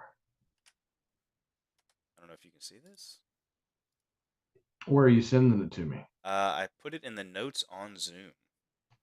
Notes on Zoom. Yeah. Please hold. Please hold. Notes. Or chat. Oh, chat. I could also just put it in the chat on Zoom. Notes. Notes and chat. Notes and chat. All right. Unmarked legacy changes. Dwarf Dark Elves, 3 changes. Yeah. Poison attacks are new. No poison on horses for Doomfire Warlock. Looks like they changed blood armor. Huge so difference. No blood armor on Dragon Riders. Yep. Huge difference. Which is a big deal. Yep. Is that the... That was a really good suit of armor. Read what it does if you didn't already know. I didn't know. So it's going to be the blood armor as a suit of armor gives a wearer armor rate 5 up for each unsaved wound the wearer inflicts. Wow. Amazing. I see. Amazing. So very early they're 2-up save dragon. Yeah, turn 2 basically there are 2-up save dragon. They ate something and apparently are very strong. Okay, so yes. no dragon. Good job, GW. Good on you. Yeah, big. Cursing word looks like they now reduces a characteristic by 1 instead of 2/1. Wow, I didn't know that it was to 1. To 1 is, but it's weapon skill or ballistic skill. So to weapon skill was huge. 2/1 weapon skill is big deal. Yeah, so big deal. Those all seem like good changes. Demons of Chaos, which I honestly are in contention for the worst army in the game in my opinion, because there's so many magical attacks that they just get no save. But they're in contention. Okay, so demonic gifts. Demonic gifts do not affect mounts. That was included in one of the Ravening Hordes FAQ. Aether Blade. I'm surprised they did this. It's hand weapons only. Used to say like the demon's attack, which could be shooting attacks and all sorts. I understand limiting it so the shooting attacks aren't that, but to make it only hand weapons, I didn't really like that because that means any upgrade if you want to take like the big Bloodthirster axe or the whip or attacks.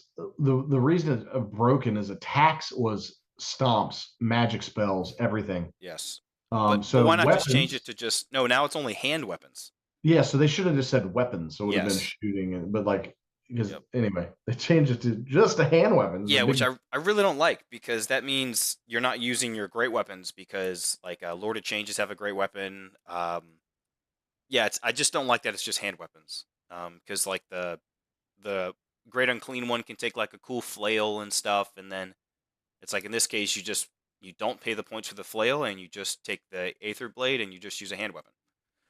Nothing wrong with it, but I thought it was cool. But that's okay. I don't know if it was a needed nerf. Now this one was kind of weird. If you look at demonic robes, it used to say the demon is clad in shimmering robes that reflect both the colors of the rainbow and the fury of incoming blows. They got rid of the colors of the rainbow part.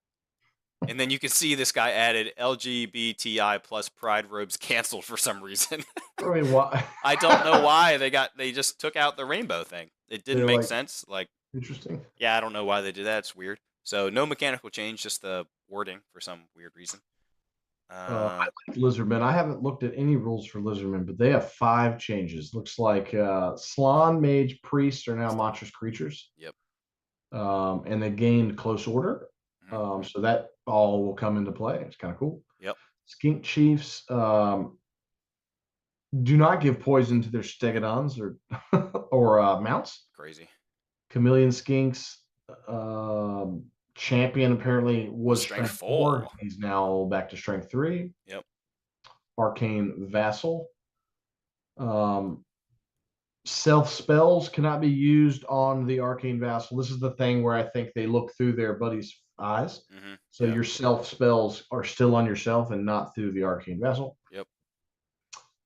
Monsoon was fixed to 12-inch range, or excuse me, 15-inch range, which is a buff. 12 inches apparently was a typo. Yeah, I think it was 12 here. I think it had like 12 12 on in range, the and effect. 15 to the cat. Yeah, so One of the two. Ogre Kingdoms, no changes. Strong. Skaven, 5 changes. So the assassin used to have Scout, which I thought made sense, but they took it away in case you didn't want to put him in a unit. Now you can't even scout him. Giant Rats, this is a huge nerf to Giant Rats. They used to be weapon skill 3 and strength 3, and there was no limit to their size. Now their max size is 30, and they were both their weapon skill and strength were both reduced to 2. So huge change for them. I'm surprised I don't really like that. Maybe the max size being limited, that's probably fine because like they're 3 points apiece and like they're fighting extra ranks and they were gross. I was gonna run a unit of 50 of them, but can't do that anymore. Oh no. I know, right? Fellblade, this got a big nerf too. Where is it? I can't see it. There it is. The strength reduced to, instead of strength 10, it's now just strength plus 3. So basically your strength 7 with the Fellblade, no longer strength 10. And only infantry, which I'm cool with that. You couldn't be on a oh man, what's the giant rat? Oh my gosh. I lost it. It's not the Rat Ogre, Bonebreaker. So you couldn't ride a Bonebreaker and give it to them or something like that. Command subphase, it's now a D3, so basically you now fail on a 1 or a 2, and you take the wound, not just the 1 that it used to be. So it got a huge nerf, and it's still 100 points. So, but no saves at all is pretty important. Like no armor, no ward, no regen. But for 100 points, D3 wounds, it's not bad. Warpstone armor. Wizards can purchase the Warpstone armor. Verminous Valor. You cannot Verminous Valor in a challenge, so you cannot flee to the rear rank during a challenge if you're in a challenge. Sweet. Okay, Vampire Counts. That's all you. Vampire Counts, which I'm interested in because Blue is playing them, and they're pretty sweet. Yep, I'm trying to get them. 4 changes. Vampire powers don't affect mouse. It's a theme in the entirety of this FAQ. Accursed armor can't go to 0 weapon skill or initiative. Is to a minimum of 1. Seems to be new, which is good. Can't grow zombies above 40 models, not beyond their maximum size. So you cannot grow bigger units of zombies than you're supposed to. Yeah, because you can only get largest size unit of zombies is 40, so you can't grow above 40. And then they fixed it from what it used to be to 7 and 10s to cast, and the verbiage makes sense on Hellish Vigor. Yep, So, it used to be 9, 12 down here in like this stuff. If y'all can see it, well, whatever. It used to be 9 to 12 in the effect description, but I'm glad they fixed that. And those were all the changes. What'd you say, Shannon? Interesting that the Iron Blaster didn't get the front arc restriction like the Steam Tank. That's a good call, because the Iron Blaster shoots a nasty cannon, but they're saying that it's not. I guess you could still shoot that 360. I'm surprised they did not change that. That's a good just point. like a cannon. I mean, it's just a cannon on a chariot. So I don't Yeah, but mind. so is a Steam Tank.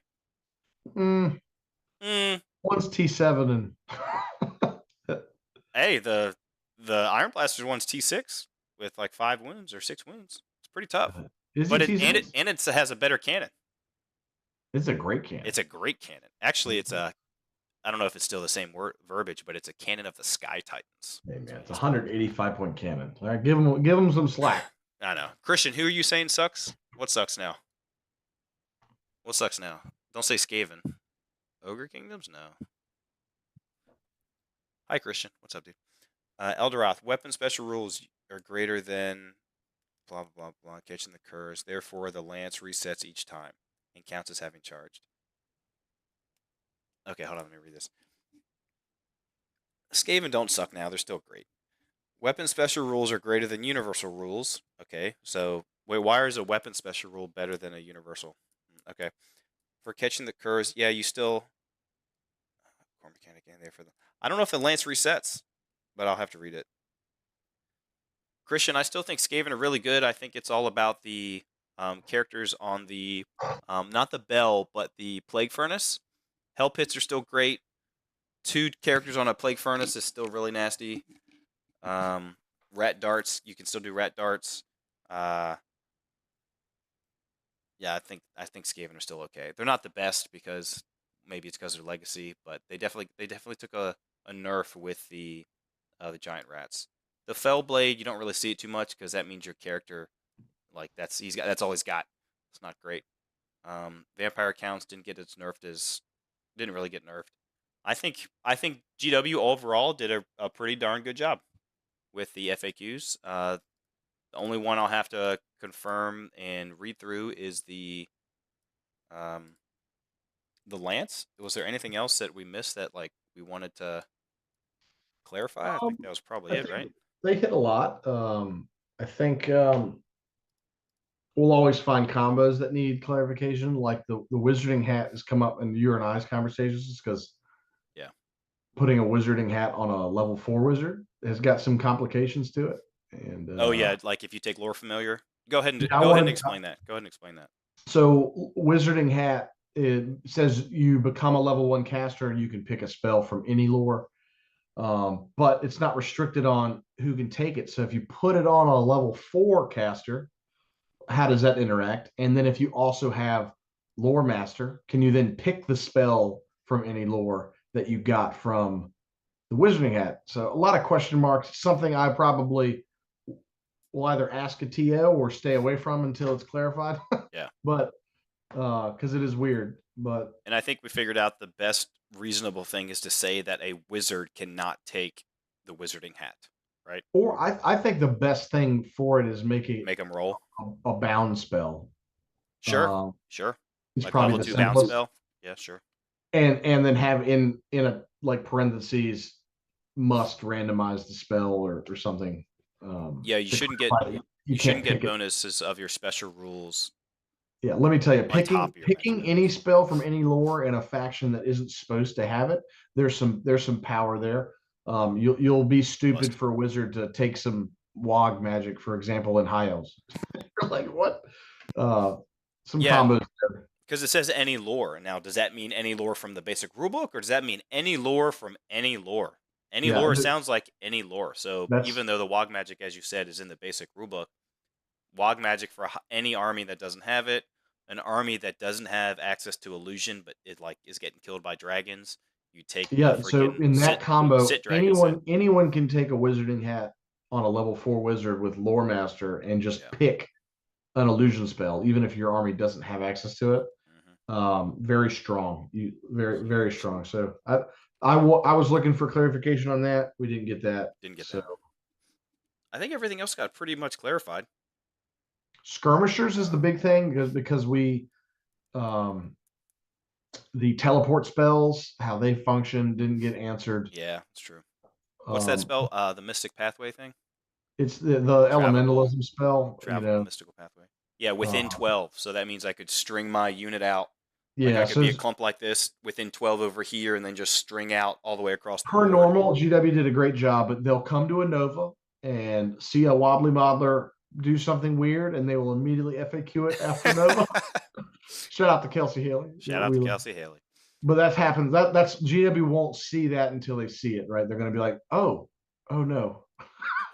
What have we allowed in our precious game? What have we allowed? Yeah. Anyway, they hit a lot. There's a couple things left, and it will be perfect game. I'm happy with it. It's been like 3 months, and they have 2 FAQs out, and they are right on top of it. And they even updated the legacy books, which they said they wouldn't touch. So it seems promising. I know there's always rumors out here and there about they're going to update this or update that, but you kind of just have to sit and wait and see, and hope they keep releasing Old Worlds content. But I think that's good. Do you have any closing thoughts? I feel the same way. I hope they keep pumping out codexes because I want some of my factions to get some more rules for fun's sake. So I'm excited. And this makes a lot of our headaches go away the more that Yes. they interact with Yeah. these FAQs. So I think drilled is amazing now.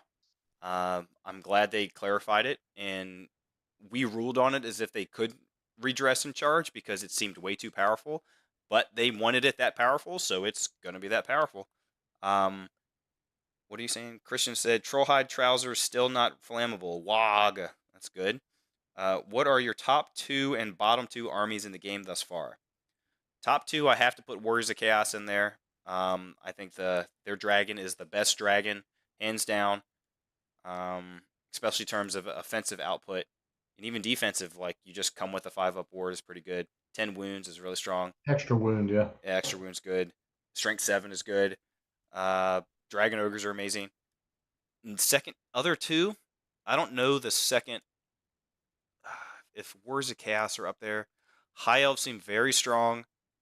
So it's hard though. So It's hard. it's like who are you talking? Because like a specific high elf list can be strong. Like I have we can make a meta list, but like our high elves altogether better than other factions. Like in general, probably not. But I they have some builds are nasty. You and I lean towards the who can abuse magic currently. yeah. High elves can abuse magic pretty good. Chaos can abuse the magic I pretty might have good. to say Bretonia, just because the 360 charge arc with Cavalry is lots of good. Monster Slayer Killing Blow. Cavalry are really good, especially with drilled changes. I don't know what has drilled. I wonder if um, Questing Knights have drilled. Maybe. But I think it's maybe Chaos and Bretonia. That's probably the top 2. I'd say the bottom 2 are probably Dark Elves can make a good dragon. I'd say Demons are probably in the bottom. And Demons. What else do you think? What else are bottom for? I think they are basically starting the edition and everything is in that B tier. Like Kelsey described it when he played the game with you, where everything sucks equally, which is good. And then obviously there's strong units. So you're kind of ranking on best Like, offensive output, best yes. dragon, Yeah. best magic is kind of where we rank it. And speed.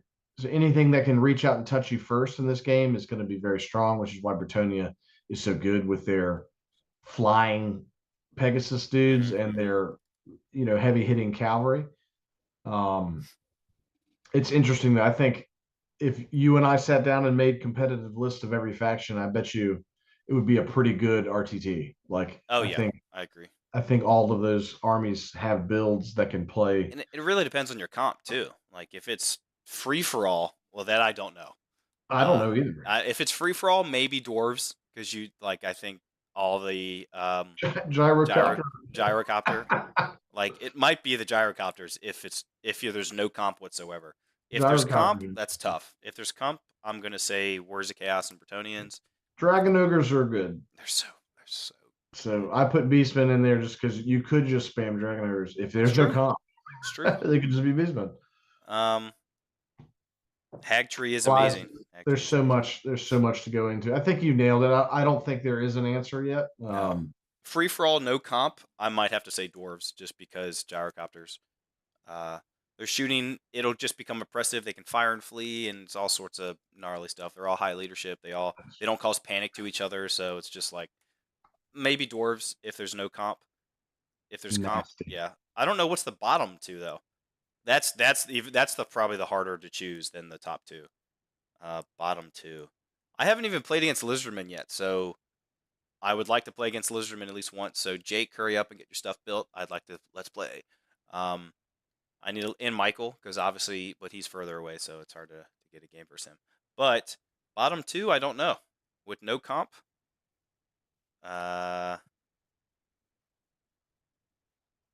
that's tough. I don't. There's no way I could answer this. Yeah, it's tough. Like I'm looking at all the armies and I'm like, I don't know of them which is the bottom tier. They all have play, and even me because I'm familiar with my armies, so I could make. I think generic high elves are not good. I think you need to lean into what they're good at. So if someone brings a generic high elf lists, like they'll get rolled over Sure. by some more competitive list archetypes. Yeah. It's not really the faction. Like there's power in that faction. It's like, Oh, I didn't even think about orcs and goblins. Orcs and goblins are pretty tough. I think fanatics are amazing. I think fanatics are really strong. The wyvern's good. You could probably get them in the top 4 with 0 to 3. But if you're thinking no comp, I don't know. You could just take a gajillion fanatics, and that might just win you the day, but it could lose you the day. That's tough. It's tough. But I think time will that's tell. cool. Come back to us on the next FAQ. Yeah, we're coming back on that one. Well, Austin, thanks for joining me. Thanks for going to the FAQs. Appreciate y'all watching and hanging out, and like and subscribe, and we'll see you on the next one. And I'll try and get some bat reps posted for y'all. Need to play a game and actually record a full game, since I think we have a good handling on the rules now. We can record the full thing, get like a 2-hour video, and post it up for y'all. So with that, Austin, thanks again. Guys, thanks for joining. Ladies, thanks for joining. Appreciate y'all. Till the next time, stay square.